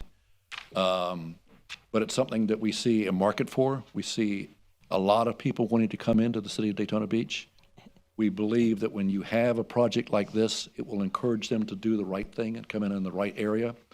There's shopping in the area, but of course we're creating more shopping. We know that right around the corner, there's Amazon. Those people are going to need places to live. This is an ideal location for this. And so, as we've done this, we've designed this to work around the environmentally sensitive areas. We have created a utility connection. We've transitioned from septic. We'll allow for the development of a mixed-use commercial to serve the residents on the west side. This is absolutely consistent with the existing comprehensive plan designation. This is what it says. This is what your plan says we should be doing. So this is what we did. And again, I can't tell you how much I've appreciated working with the staff because this took us a while. This was not easy, was it? But getting something together that creates that balance between how you can make this financially feasible and at the same time something great for the citizens, I think we've achieved it. That's it. Any questions? Yep. Thank you very much. Questions for Al?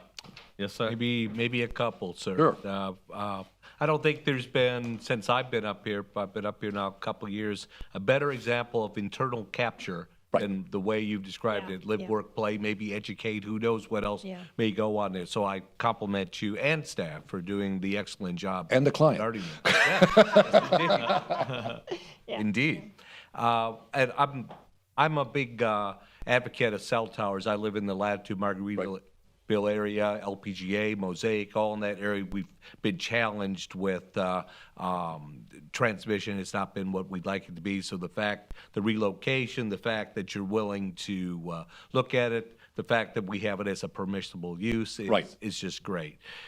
Obviously, we have a lot of waivers here. This is a large project. So there's a lot of changes and a lot of adjustments. I just want to hear you say this on the record. Without these waivers and adjustments, is this project viable?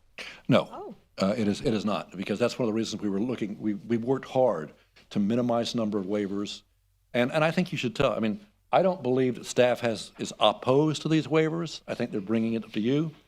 So there's no opposition to the waivers, but they are part of the project. And when you do a PUD like this, when you do a planned community like this, there are so many issues you have to work through. And to make this work, we really have to have these waivers. Well, and I knew the answer to that one. I certainly understand that. The connectivity index score, the 1.7, and you explained your logic in what you're doing. You are so close between 1.7 and 1.6, essentially. We're talking 4 links. Can we find 4 somewhere? Just so we can say we've taken one off of the massive amount of waivers that we have done. Is that possible? Which one? Connectivity score to have another 4 links in the. Is that the one you were talking about that we don't need? No, you need that. Okay. Go ahead. I was going to say the ratio is 1.7 that we use as our standard, which would be. And I'm not going to put you to this, it's not fair, but looking at attachment C, where we're looking at the development plan, it shows the links and notes that are connected with this, at least what we're talking Right. about. You have 51 over 32, which is that 1.59. 55 would get you the 1.7. My question is there 4 that can be found? Can I just Please. make one point on the links and the nodes? When we developed this standard, it was part of the new land development code and something that we took a look at. And one of the ideas was to incorporate a development into the surrounding area. So you want to be able to connect to the surrounding area. You have a development over here where you just cannot connect to the east because you have 95. You can't connect to the north because you have I-4. So that really does restrict the ability to have those connection points, which could have potentially brought them up to 1.7 and even beyond the 1.7. So that was they have a physical barrier that's kind of preventing them from doing that. So when we took a look at it, and actually we worked with the county staff extensively on this to have those interconnections. So we were doing things to increase the number of connection points internally to get as high as we possibly could, and this is where we ended up. Okay, that is what you're telling me is this is about as far as we reasonably can go. I guess that. And I have to be very careful also because we're trying to preserve these natural vegetation areas. Yeah. And I would have to mow through a natural vegetation area to get that. Okay. So that was, Okay, that's but we not a did. trade I would like to make. We have, this is, like I say, this is a balancing act. This is the county, the city, and us, and everybody else trying to make this work. Okay, last question, and I promise I'll shut up after this, is you mentioned about the billboards and the fact that we just let the leasing agreements run out, take its natural course. Let's say we've had some situations here with storms, with billboards being damaged, knocked down. How would that play into it? If we have a storm and that billboard is damaged that needs to be repaired or replaced? Yeah, I mean, typically what you have when you're dealing with billboards, and it's difficult because it's hard to say we can take your billboard, especially if these people have leases on them. Typically, what you do is you can amortize them out. So what I can do is I could probably make a commitment that no matter what, they would not be any longer than 5 years. They'd be amortized over 5 years, and we'll take care of that rest of it. But I can't tell the people who've leased these billboards that they can't have their billboards leased on there. I mean, it's not exactly something that we like to look at either. So I've just got to, again, it's a balancing act. Yeah, I guess the essence of my question is asking what flexibility, if any, do you have in those? I think that's the should a flexibility. situation like that occur? Yeah, I think that's the flexibility. I'm sure Ben has seen the same thing. But when you're looking at billboards, they have to have some way of basically getting some of their money back. Yeah. Right. Understandable. Okay. Okay, thank you very much. All right. Yeah, other questions? Ms. Well, Humphrey? it's interesting, he's batting 1,000, 2 awesome projects. My only, I'm lucky. Batting 1,000, 2 for 2. and my only grief, since I have a vegetable garden on the beach side, I would have loved to have gotten a wheelbarrow of that good agricultural dirt before. Well, we can talk to Kay about that. I got it. I want to circle back to the billboard question Yeah. Go ahead. that Mr. McLean Ben? asked. The billboard right now is a non-conforming structure under the property's Right. current zoning. So if it's knocked So down. if the billboard gets destroyed by a certain percentage, I don't know if it's 50% or 67%, it's one of those two amounts. Under our code, the way it stands right now, it couldn't be rebuilt. That's true. That's true.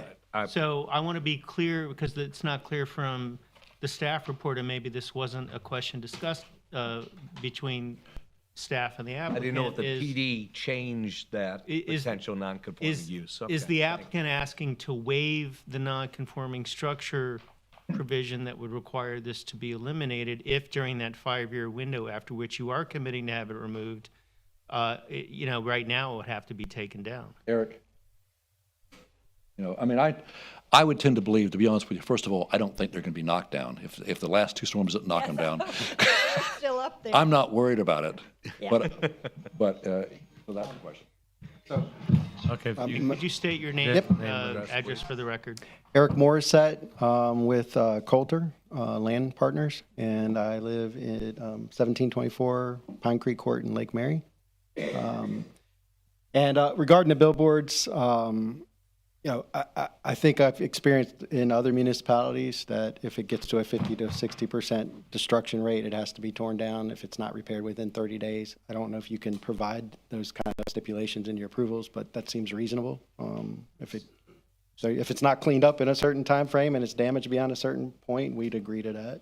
So an answer to your question is they're agreeing that the land development code provisions on non-conforming billboards would apply. Their request has to do with allowing the billboard to remain for an additional 5 years, barring that destructive event that would require it to be taken down. Yeah. Comfortable with that, with what's been said? Yeah. I mean, it's basically a reasonableness at this point. And so I think we can deal with that, all right? I've got to work with my leasing. I know. I got legal rights. One step at a time, Eric. Okay. The other thing, if I could, Sure. for a little bit, billboards do help fund the HOAs. It is some income for them, so it does help lower the cost for our homeowners.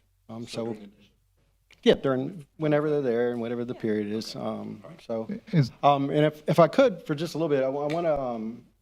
I've got a little bit of experience. I did planning for a long time. I've been doing this probably longer than I thought I would be doing it.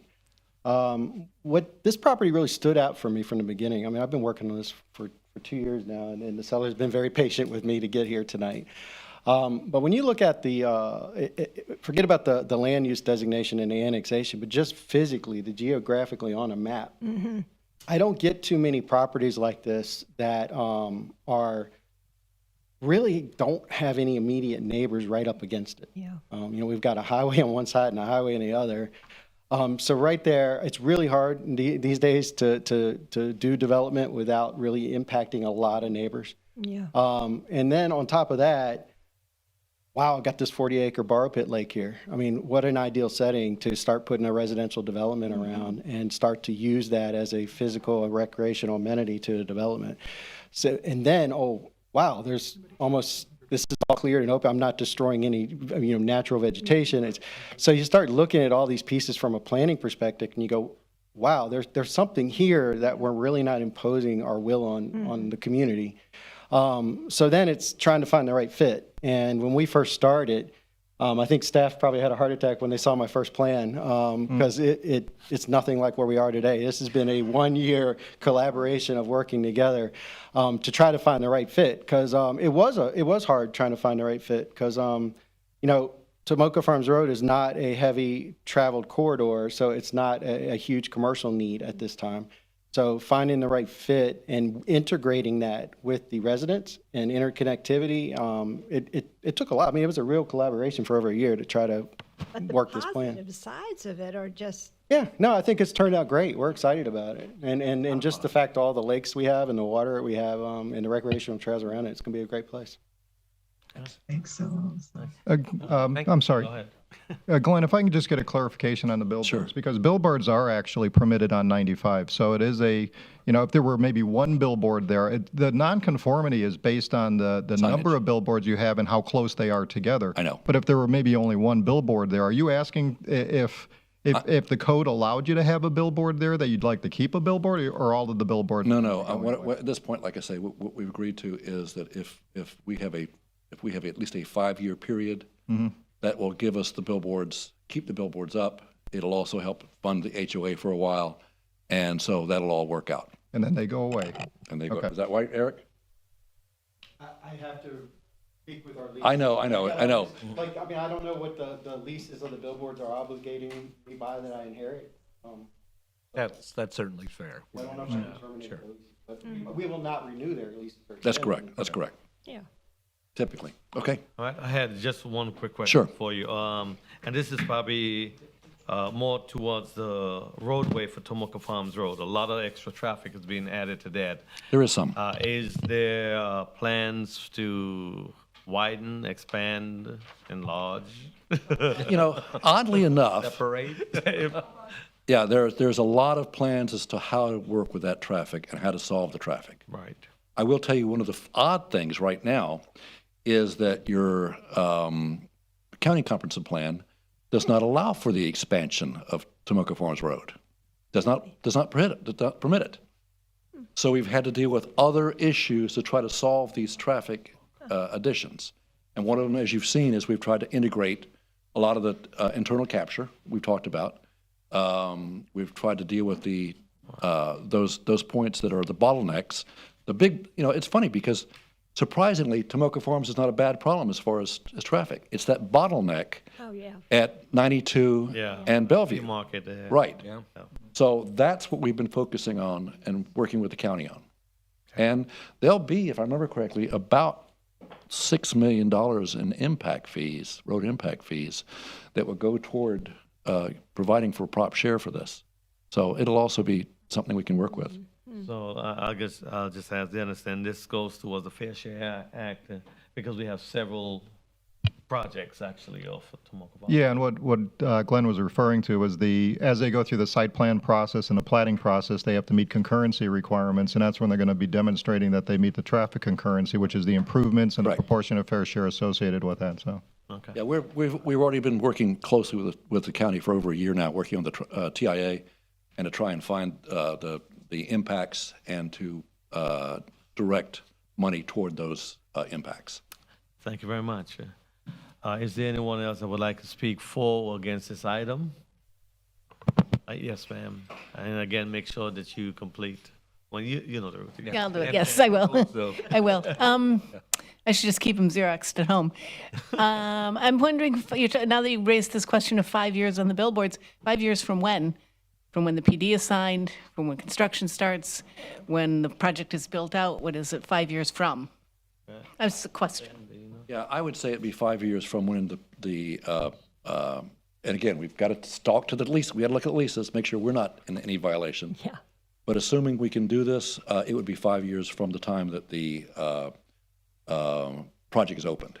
So, I mean, that's a reasonable thing. Well, and if we could just say to the expiration of the lease, I don't want to get locked into the 5 years. That's what it to says the right now. expiration of the lease. That's what your term is right now. That's fine. I'll leave it there. Yeah, That's in the staff report. Yeah, exactly. And I'm okay with that. Yeah, and so when we get to the city commission, maybe that can be vetted out with that. Okay. All right. Yeah. Oh, one more speak. And again, same thing. Jenny Nazak, 501 Harvey. Yeah, this actually sounds kind of cool in many ways, and I'm kind of glad that widening the road's not an option, because that's like an antiquated solution, and we're moving into the future, so there's lots of possibilities there. And I think the number 60 bus kind of runs out toward out by Tomoka Farms Road too. And a lot of people who would live in kind of a place like this might be more receptive to public transport and even getting on their bicycles or what have you. Thank you. All right, thank you so much. Don't forget to fill out the green form for me, please. Yep, thank you. All right, I don't have any other green forms.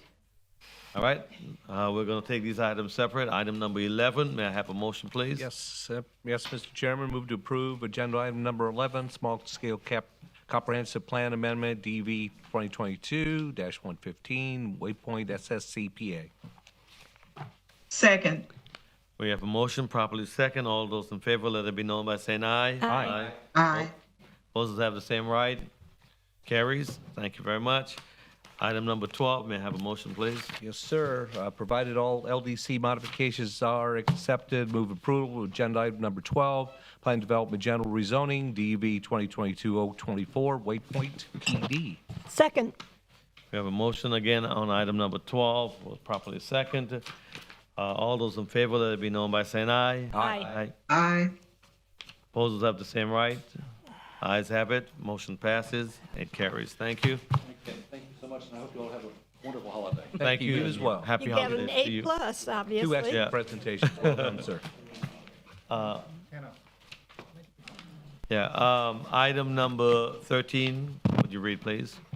Definition of family, Land Development Code, Text Amendment, DEV 2022-190, legislative hearing. May we hear from staff, please? Thank you. I'll be presenting this one, Dennis Morozak, Planning Director. This next item is a request of our department, the Growth Management and Planning Department, to amend Section 5.3, 5.5, and 11.5 of the Land Development Code to modify the use standards for family occupancy and modify the definition for a family. A little bit of the history on this. Back in January of 2020, the City Commission approved an amendment to our Land Development Code where it amended the definition of family. It expanded, really wasn't intended to include non-traditional family units. We see a difference in how families occupy dwelling units, and so this was meant to increase the non-traditional family units. And Dennis, if I can step in and supplement what you're saying for just a minute. This amendment was a byproduct of a discussion the City Commission had on the evening when a revised definition of family was presented in a larger ordinance. And the commissioners on their own started expressing concerns, several of the commissioners, about non-traditional family living arrangements, where you might not have people who are related by blood, but they function as a household unit. So how would we accommodate that while also at the same time trying to enforce our dorm living rules? And so we did some research and found some codes in the United States that have these definitions of what are referenced as functional families. And Dennis, I'll hand the mic back to you at that point. Thanks. So one of the things that we did do, as Ben was talking about, we added the definition, or we added actually a functional family. So we had to describe exactly what a functional family was, and it had different criteria. Functioning as a single unit, sharing the entire dwelling, living space, cooking responsibilities, expenses, demonstrate evidence of permanency and stability, but there's no limit on the number of people. Just as long as they met that requirement, they would be operating as a functional family. Well, and let me just add one other thing, and you can't really tell this from that PowerPoint if you go back to that for just a minute. The way that the current code provision reads is that these would all be ways in which somebody could show that they're a functional family. But the code, for example, right now doesn't say you have to show 3 of 7 of these, or 2 of 7, or all 7. It just says these are ways to show that you function in that mode, and that was consistent with the sample ordinances we looked at. So which of these items would somebody need to show to be able to meet that functional family definition? And then when, as Dennis mentions, you add in the fact that there's not, for this functional family at least, a limitation on size, that can become a difficult definition to deal with. If in fact the complaint is something like dorm living or boarding houses or something like Yeah, that. from a consistency point of view, I can see that being a challenge where Unit 1, you have 3 or 4 of them, and we seem comfortable with that, and the next applicant, we may be using different criteria. If we're not saying all, nothing, as you said, 3 out of 7, whatever the case may be, and be consistent with that standard. It's been tough for staff to administer that. I can certainly understand. And so one of the things we're looking to do here is to really simplify the definition. Still allow the non-traditional family units. We've stepped away from the term family and actually went toward a household, because that's what we're looking at. What constitute a household that can occupy a single unit, a single dwelling unit. So then we came up with this definition, and you know, a lot of it with the really legal help putting this together. So, And if I can, the code originally had a definition of family basically being an either or. It was basically a bunch of people related by blood or adoption, foster care, typical traditional family unit, or up to 3 unrelated individuals. And that, or the second leg of that, the commission at this meeting a couple of years ago thought that was too restrictive for non-traditional families. And in fact, there are cases, including U.S. Supreme Court case, East Cleveland, I think was the name of the case, where a grandmother and, you know, one of her grandchildren and just somebody she'd taken in violated a similar ordinance in East Cleveland. And so there were some issues with being able to enforce something that restrictive.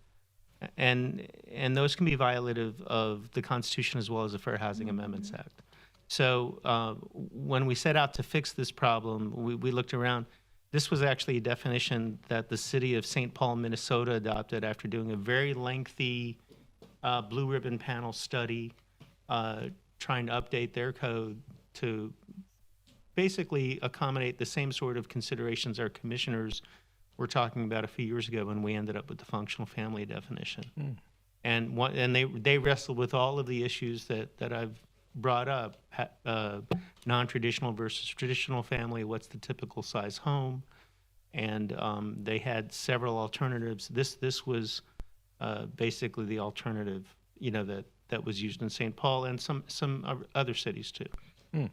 And so this is also federal guidelines, because I know I did some research on this a few years back from an agency and so forth. We're looking at it, and it did change a little bit, but I just want to make sure that we're in compliance. In our view, this would comply with the federal guidelines. That's not to say that a definition that retains some aspect of a traditional family wouldn't also qualify with federal guidelines, but since they're, you know, the traditional definition of a family, people related by blood, has no maximum limit. To keep that and then add to it, at least in the city of St. Paul's case, was seen as inherently discriminatory between traditional family arrangements and non-traditional family arrangements. Okay. That's not a guarantee that would be found illegal, but that was their logic in their city, because that was an alternative they considered. all right, so the definition that we are proposing, it is to use the term household, 6 or fewer adults and minor children in their care who reside together in a single dwelling unit on a monthly or longer basis as a single housekeeping unit. I've got this all in your staff report as well. A single housekeeping unit shall be determined based on whether the group is A, sharing the entire dwelling unit, B, living and cooking together, C, sharing the work to clean and maintain the premises, which doesn't happen in my house, D, sharing Amen to that. sharing expenses of rent or ownership, utilities, food, or other household expenses. And then it can, go ahead. One other thing, I'm looking at this right now, thinking that there might be a point that's not clear, even though this was something I drafted, but you should read that as 6 or fewer adults and any number of minor children that are in their care, or any one of their care.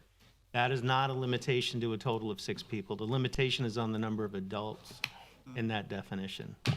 I have a little confusion over on a monthly or longer basis.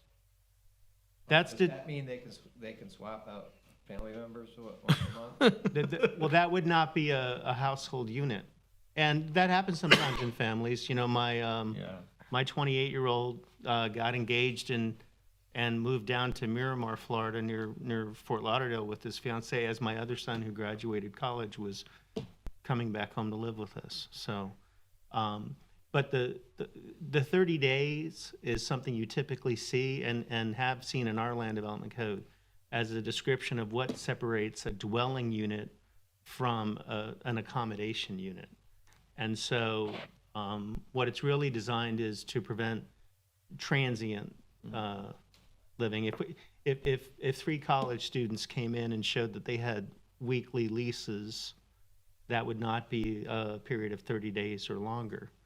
That's not meant to be the main hurdle here between what is and isn't a family. It's really just to be able to distinguish residential dwelling, because remember, family is used in the definition of what a dwelling unit is. Well, what I'm concerned about is, in my neighborhood, we have these sober living houses, and they just have regular turnover all the time. And what's to prevent that if it's a monthly basis?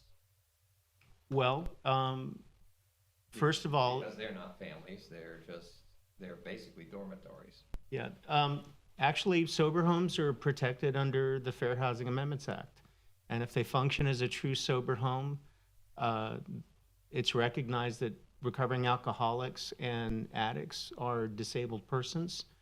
And if they follow what is truly known as the Oxford model, where you have people living together and sharing cooking and cleaning responsibilities and chores and common expenses of living, the courts will recognize them as families. And in point of fact, we lost a case here in this city in 2002, I think it was. I worked with our outside counsel on that. We had a sober home that was found to violate our family definition. They took us to federal court. We ended up paying their attorney's fees and damages to them. And keep in mind that whatever we do here, and this really isn't directed at sober homes, because functioning, in truth, sober homes are protected by federal law, they're entitled to a reasonable accommodation from our rules, including, for example, this rule.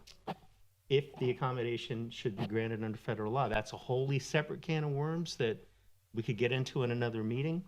But part of what I would say in answer to your question is that I think, and I would suspect that experience bears this out, that a facility in which people are churning over and the whole membership is churning over is not one in which people are sharing the work to clean and maintain the premises or sharing expenses of rent and ownership, including utilities. It's too transient a form of living to make that. Now, Dennis hadn't gotten to this part of the definition yet, but this definition does go on to specifically exclude transient living. And Dennis, I'm sure that's where you were I heading. mean, just before, it's just a suggestion, since we were talking about the household definition, I'll just throw this out here, Ben, to see if it would work for you from a legal standpoint, to put 6 or fewer adults and any minor children. Yeah. Would that We'll add take the word, in we'll your- add the word minor in the, Or any, I think would be the word you want. Any number, yeah, I think that's what you said. So you'd have, and any minor children will take in as many as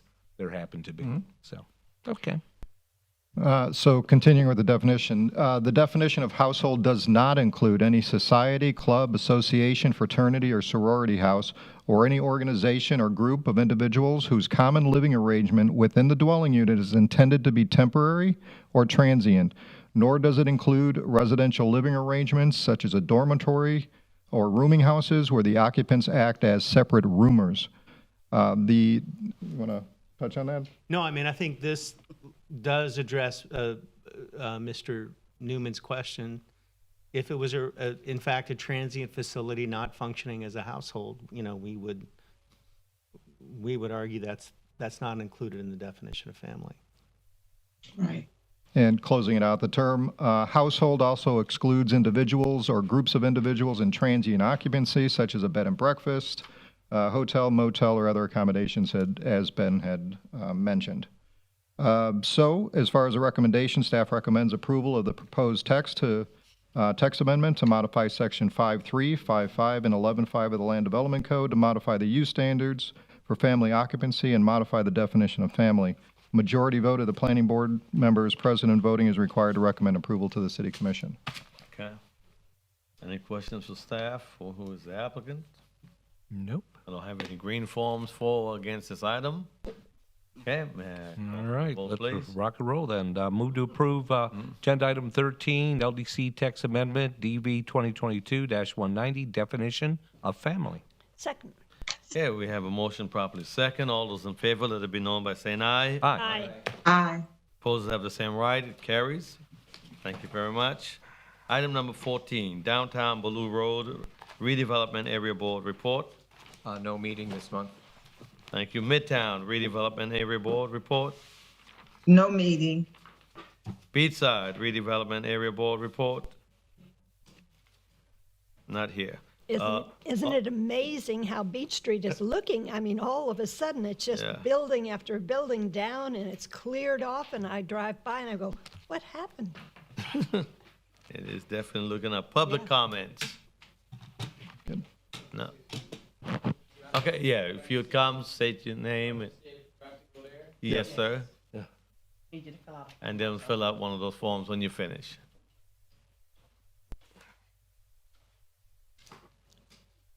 Oh, got it filled out already. Good, how are you? I didn't fill it out. I didn't know the process. If I had to fill it out for this, but I will fill it out. Oh, no problem, when you no problem. finish. Yes. So name and address for the record and. Hi, I'm Gus Colarusso, and I live at 357 Hartford Avenue on Beachside in Daytona Beach.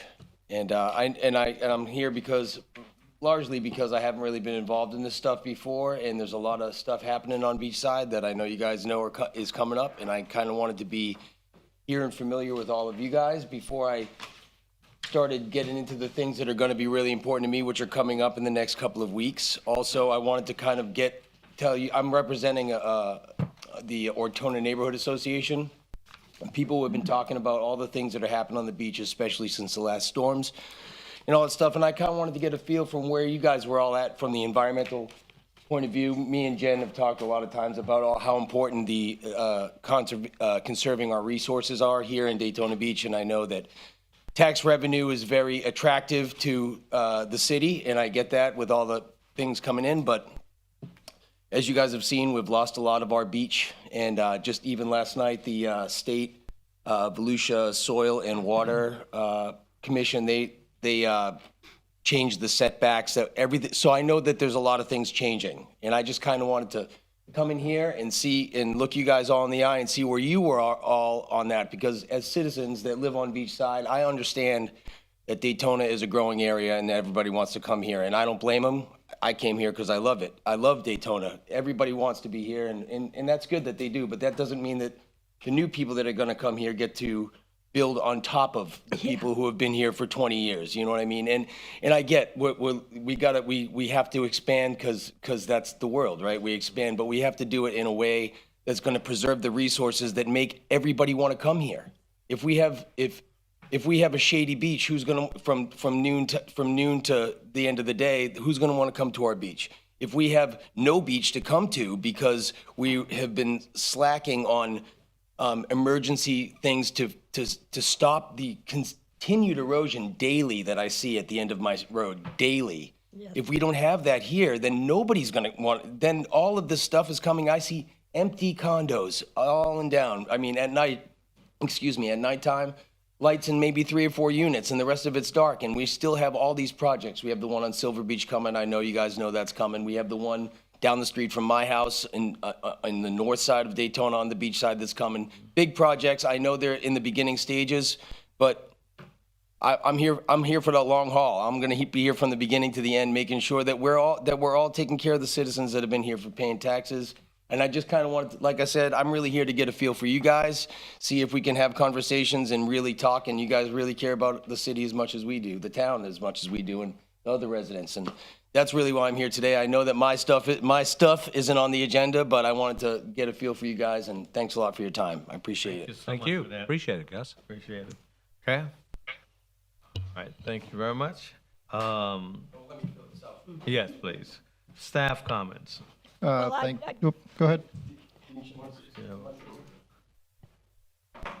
I would just say to the gentleman that I could break down and cry because I've been here since 1952, and the beach that I grew up on does not exist anymore. And unless we do something pretty drastic, we're not going to have a beach.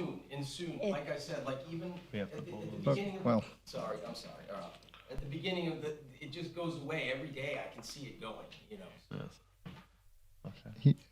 I'm not sure if he wanted to speak. Sir, do you have would you like to speak also? Yeah. Yes, go ahead and come on. And just complete the green form when you're finished, please. If you state your name and address for the record. Thank you. Good evening. My name is Michael Aaron Chifchi, and I live my address is 2665 North Atlantic Avenue in Ortona.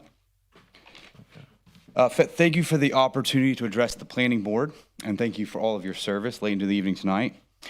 My comments are informed by my recent experiences at the 2 attempted official neighborhood meetings organized by Scott Miller of Gelcor and Robert Merrill of Cobb Coal at Steve's Restaurant in Ortona, and their attempts to develop the 2100 North Atlantic site.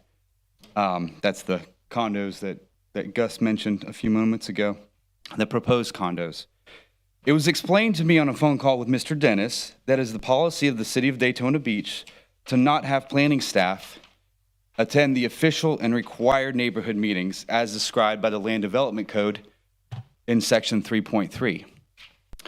Frankly, I was very surprised that the policy of the city is to not have staff in attendance at the official required pre-application neighborhood meetings in order to learn for themselves what the residents' feedback is about a proposed project.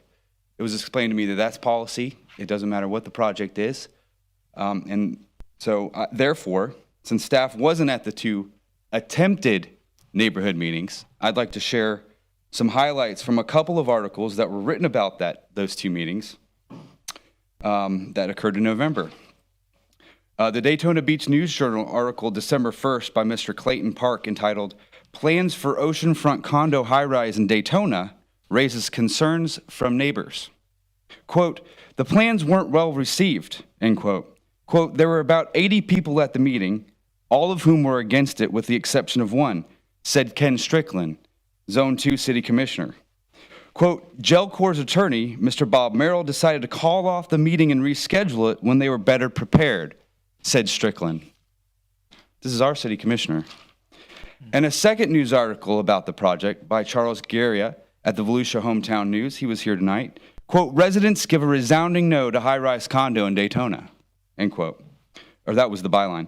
Quote, Rob Merrill, Cobb Coal's attorney, the Cobb Coal attorney representing Gelcor, quote, "Rob Merrill admitted he and the developer were not properly prepared for the meeting.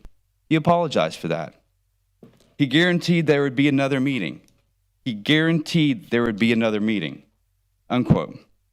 In sum, I came here to make sure that the planning board is well aware that developers and their legal counsel admitted that they did not fulfill the requirements of the mandatory pre-application neighborhood meeting and acknowledged the need for them to fulfill that requirement with another attempt.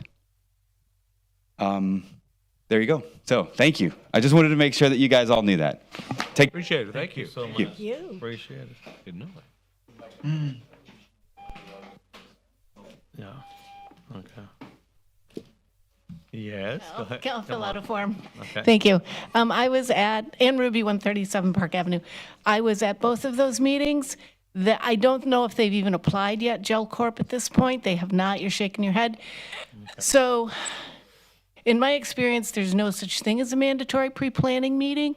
What they do is typically negotiate with staff and then get kind of a really good rough draft, solid draft, and then present and have a neighborhood meeting.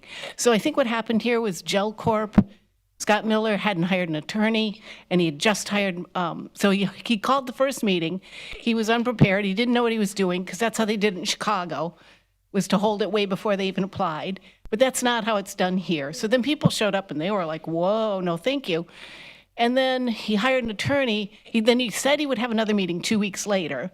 Again, way premature in the process for how we do it here. Yeah. And then he hired Rob Merrill the night before the meeting. So, of course, Rob Merrill was completely unprepared. So I have no doubt that should they apply, should they negotiate with staff, should they get to a point where there is a neighborhood meeting that's required, that they will be well prepared. I would also like to say, however, that the beach is our economic engine in this town, and we have got to respect it.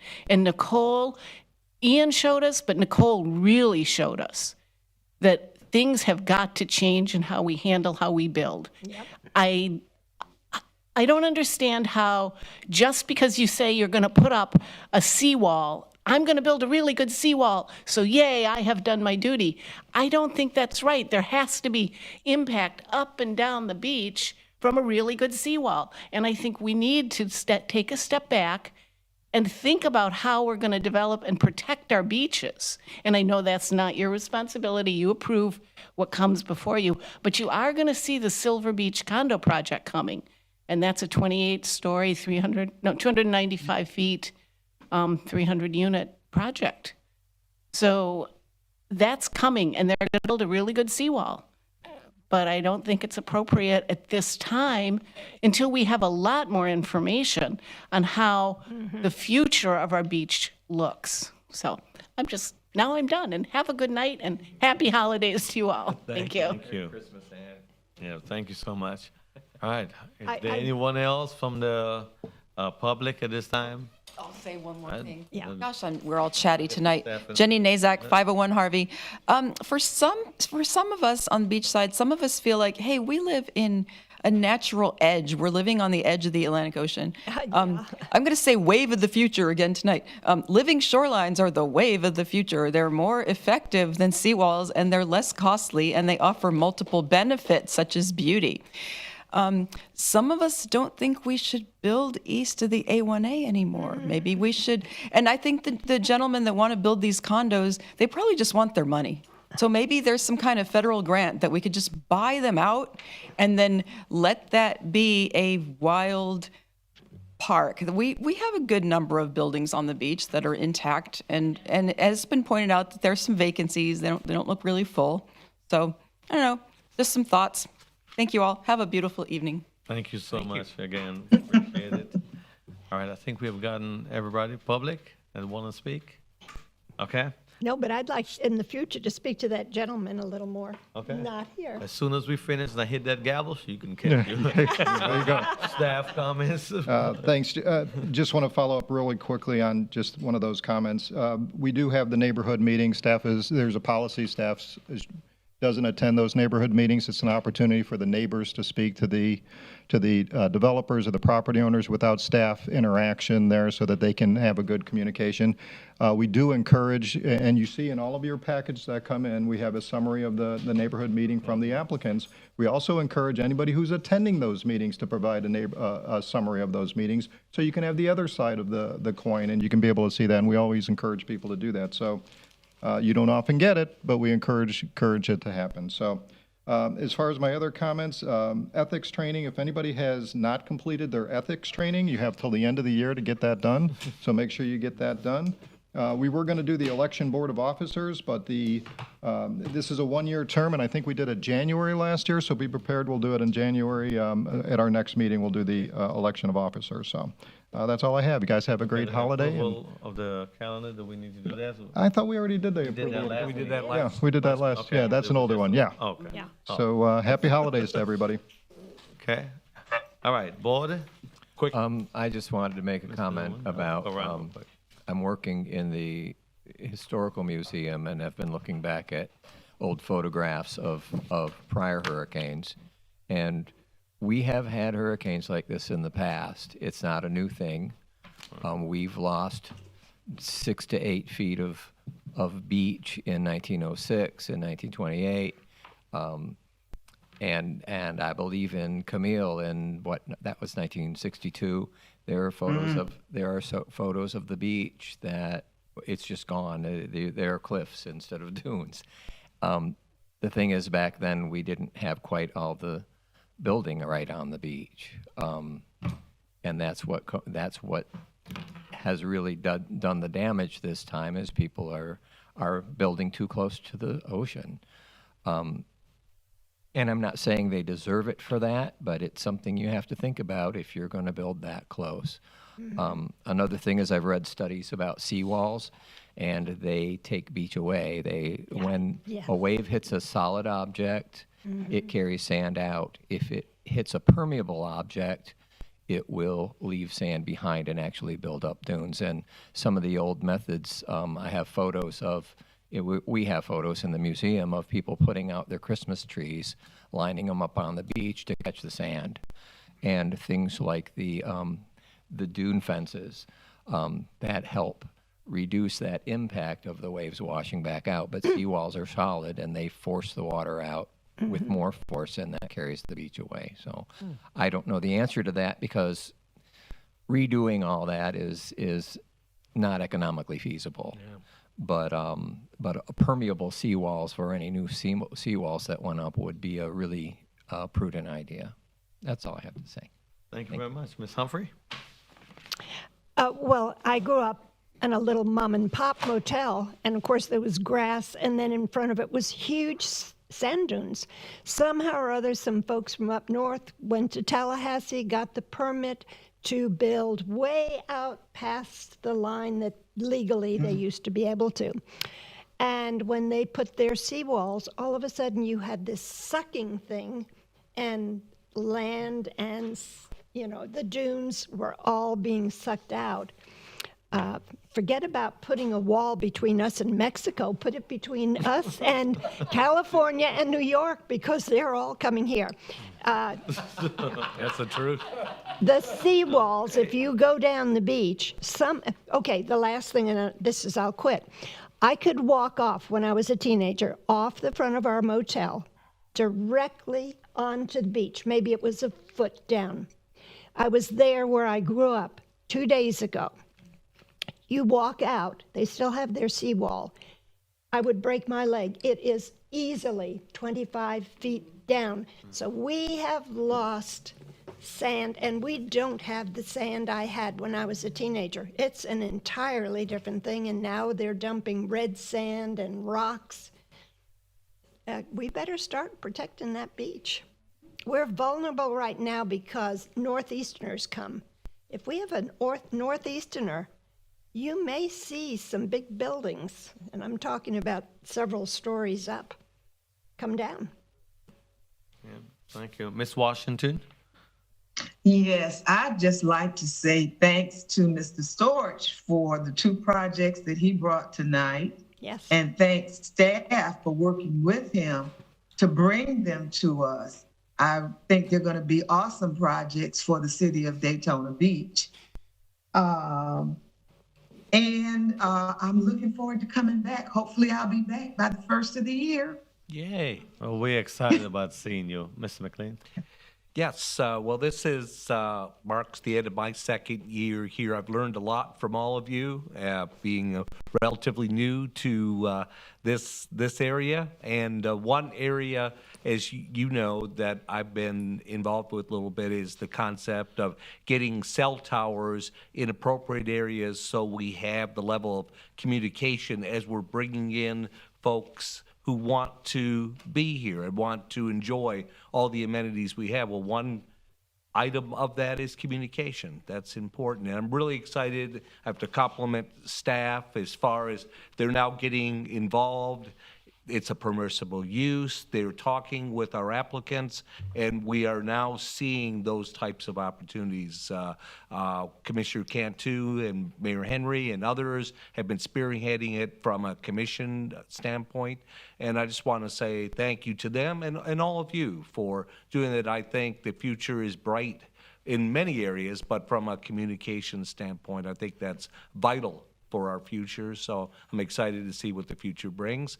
Merry Christmas and New Year, Happy Hanukkah, Kwanzaa, which I understand you get presents for 7 days, and I know that as a kid, I would have traded right over, but wish you all the best to the holiday season, and God bless you all. Thank you so much. A special thanks to all our staff, public comments, and for those of you that remain till the very end, thank you, all our presenters. Stuck it out. All our board members, thank you so much for serving. We appreciate you. Another year have gone by really quickly, and we Boy, they appreciate that. Just want to wish each of you happy holidays, Merry Christmas, Happy New Year. Please stay safe, stay blessed. This concludes our meeting tonight. Well done, Mr. Chair.